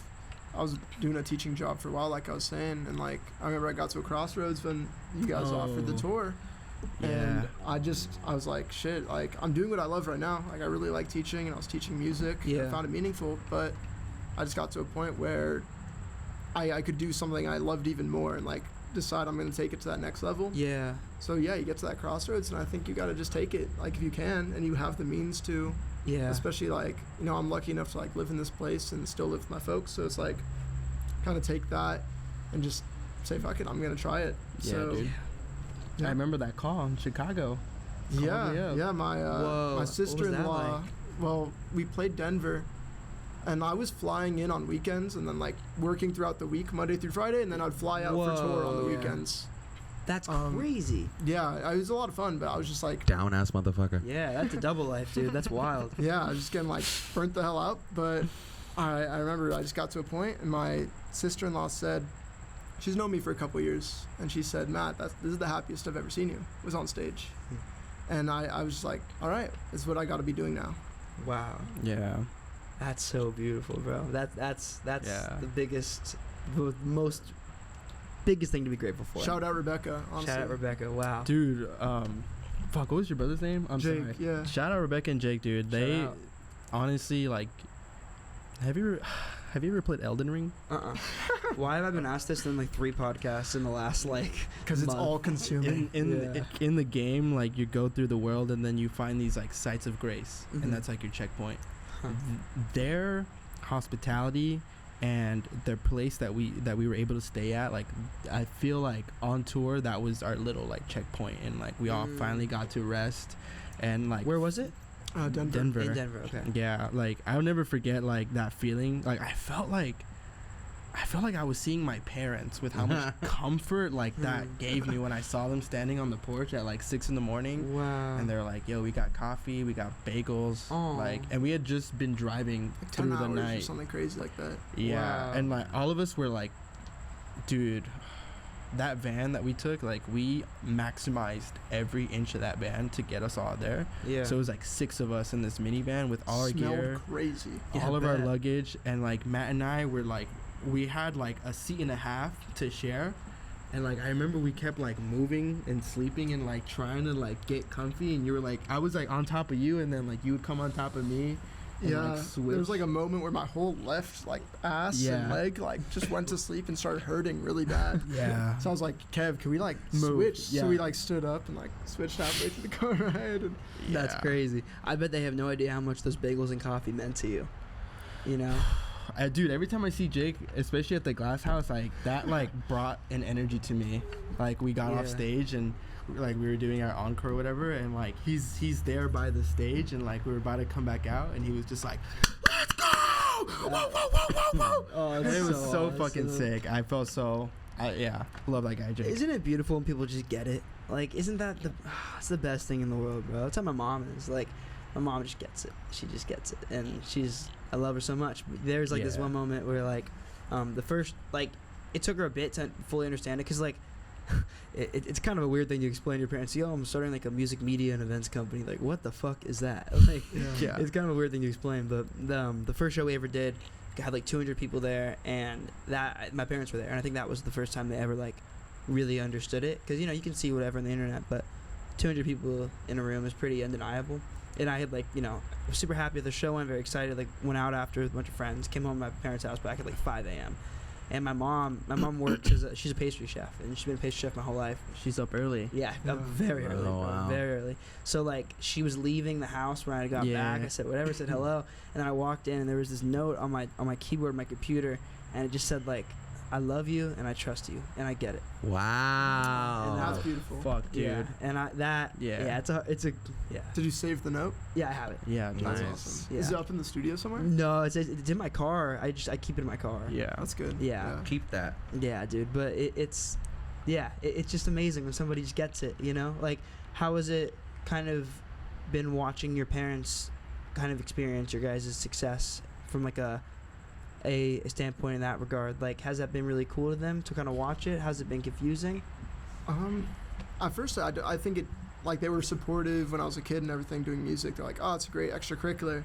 I think once they realized I was like, what is it going to do for a job and really serious, they were a little less thrilled about it because, like, it just wasn't the life they had worked for and envisioned for me, Yeah. They were like, oh, man, like, my parents are immigrants, so they were like, oh, we came to this country to give you the kind of life that we necessarily couldn't have Yeah. as a kid. So it's like, to see not throwing it away doing music, they were like, oh, like, we were really hoping you were going to do something, I guess, more Oh, wait. yeah, but they come around and they realize, like, as long as you're happy and doing something you love, Yeah. Yeah. Yeah, that's beautiful, bro. What about you, Kev?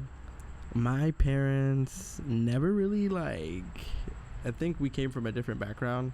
My parents were happy if I don't know, if I think they'd be happy if I did anything with my life.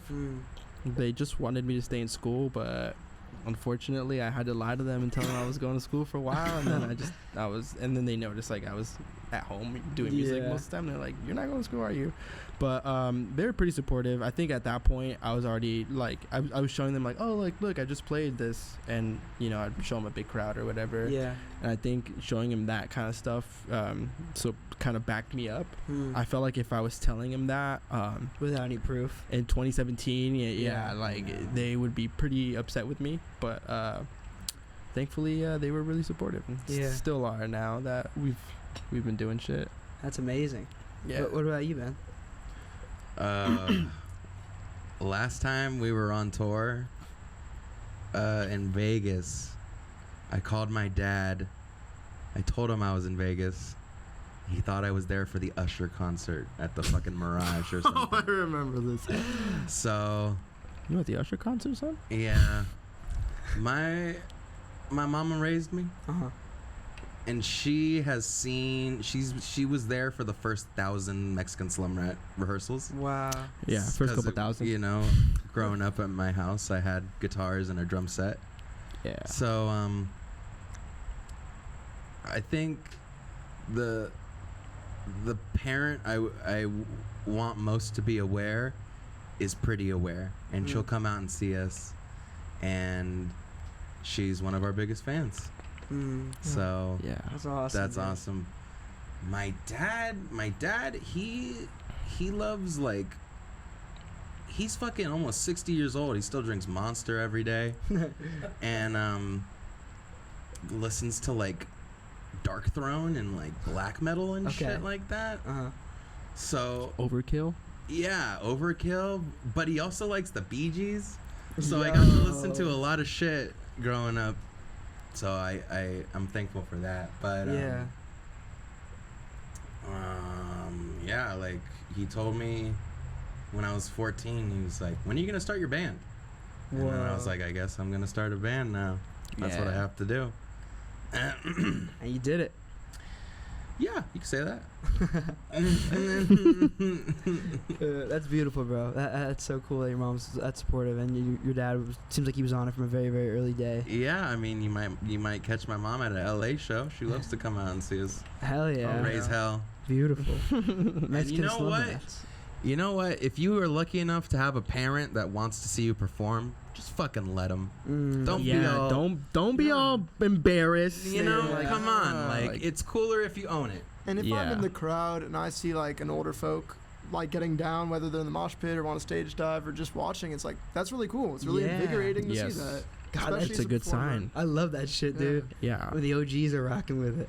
Yeah. The Yunks. They're the hardest crowd, honestly. Yeah, dude. If you They've ever seen go- it all. Yeah, man. Fucking in Austin, Texas, all that crowd. They're like all 30 plus. Why? I wonder why. Well, it's like also a college town, but like there are a lot of older people there, and like that's a tough crowd. Yeah. You know, like trying to get those people to give a fuck about anything. Mm-hmm. But, so yeah, every time I see some old heads, dude, I fucking we have a homie in San Diego, Britton Keenan, his dad will come Holy out and they'll shit. fucking rock out, and his dad's so sick, and like awesome. and when they come out, it's always a really good time. But they were the first kind of like older kind of Yeah. person that I met that was like rocking with it and was That's just like, so oh yeah, cool. we came from over here, we're trying to catch y'all fucking rib, and I was like, fuck yeah, bro.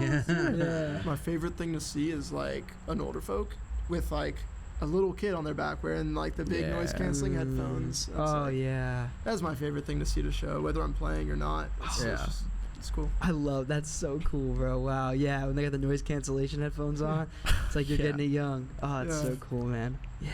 Yeah. Mexican slum rats. One last thing I think I wanted to ask you. If you had one overarching message that you could hope that people would get from your music and from your band, what do you think you wish they would take from it?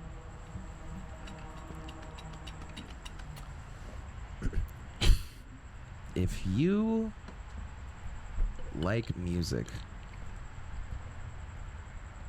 and you find yourself enjoying a Mexican Slum Rat song, and that song making you feel that you can join a band, or you can start a band, or you can make music, or you can buy an instrument and start fucking around, like, that's one of the biggest compliments I think we've ever gotten, is like, oh, like, we started our band because we saw you guys, or we're listening to you guys. Yeah. And Wow. like, that's almost cooler, you know, than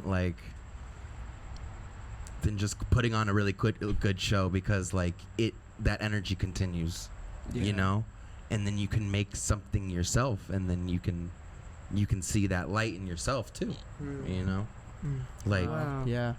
Wow, man. That's beautiful. that's Yeah. and yeah, I mean, it's happened a couple times. People have told us, you know, we started rocking out in our garage because we saw you guys at a backyard show, or we saw you guys at the Echo, we saw you guys at Telegram, and that's one of the biggest compliments. Wow. Yeah, that's everything, bro. Yeah, That is everything. You're continuing the cycle. Yeah. of course, that's all you can do. Yeah, To view it any way else, I feel is selfish. I agree. You know, and those are the people that play the same riff the same way every night and make it a product Yeah. and it say, becomes a day job. yeah, At that point, you might as well go get a lucrative day job. Yeah. Yeah. Do you guys feel similarly, or do you have something else? No, I think that beats the hell out of anything I was gonna say. I was just gonna Yeah, say it's tough to follow that, man. But it's cool to be passionate about something, like no matter Yes. what it is, Yeah. like whether that's even watching TV or like going on a daily walk or something. I don't know, it's cool to be Yeah. passionate about something that you're into. Yeah. yeah. Fuck yeah. Please yearn. Please have a desire to desire anything. It's cool. It's cool to have a passion. It's honestly, if you want to do anything with your life, care. Yeah. Care freely. Care about bad things. Care about good things. Just feel something. I feel like these days it's we're in an age where we're just used to everything. We have access to everything, and a lot of people are getting desensitized, and I don't know, it's cool to care, and Yeah. please keep caring about music and art in general, or whatever you want, you know. Like, I feel like all we're trying to do with music is connect to people, move people. I feel like we've done a pretty good job at that, so we're just doing victory laps at this point. So Please yearn. I really love that. please yearn, dude. Yeah. Wow. No That one's is. gonna What care else for is you. there? Yeah. Yeah. Yeah. What else is there? Life is hell. Yeah. So, you know. No, yeah. Amen. Dude, that please yearn. That touched me. That's Yeah, really dude. beautiful. Please yearn. Keep doing it. Wow, man. Keep yearning. I'm gonna get that tatted on myself. Please yearn. That is so cool. yeah. Dang. Yeah. KV Alba, please. I'll be there. I'll pay for your tab, bro. No way. I ain't got that money like that. Hey, we want to do Frosty Queen for real. We'll do that show for the Oh. Granada Hillbillies. Bro, let's do it. Let's set it up. Something. At least something. I'm down. Yeah. How would we like? I wonder if that'd be on some just like show up shit, or we, Yeah. yeah, Yeah. fuck it. Yeah. It's I like feel the like low key like valley show. People have been Yeah. asking for a valley show for a while Let's now. do a valley yeah, show, $5 at the door. That's Yeah. it. Yeah. or the entrance to the parking lot. Yeah. I feel like if it's not a house show, then it's free. Yeah. Yeah. Fuck it. Fuck yeah. It's so hard to like get people to pay. It's like the pay to play thing's cool, or the pay what you want thing is cool. I like that. The scale, yeah. The Yeah. donations accepted kind of yeah, thing. yeah, that's sick. It's like, how Uh, are you gonna stop people from just like sneaking in and enjoying it anyway? Yeah, Yeah. yeah. And you know, at the end of the day, if they do, maybe it's not the worst thing in the world. Exactly. You know? Yeah. It's for the community, damn Yes, Yeah. sir. At the same time, I'd like to quote Bradley Noel from Sublime. Mm. This ain't no fucking reggae party. Mm. $5 at the door. That's it. Fives up. Mexican Slum Rats. You got a tour coming up. You got new music coming out. Where can they buy tickets? Where can they find you? Where can they keep in touch? All info is at MexicanSlumRats.com. Hell yeah. Link in bio. Doot doodaloo doo. Dude. That was a lot of fun, guys. Thank you so much. That Thank was you. a beautiful Well, thank you conversation. for having us, Always, yeah. bro. Always. Got to do it again. All Hell right. yeah. Most Thanks, definitely, guys. bro. Episode 200. We'll be here. Let's do it. All right. Sauna. Music matters. God is good.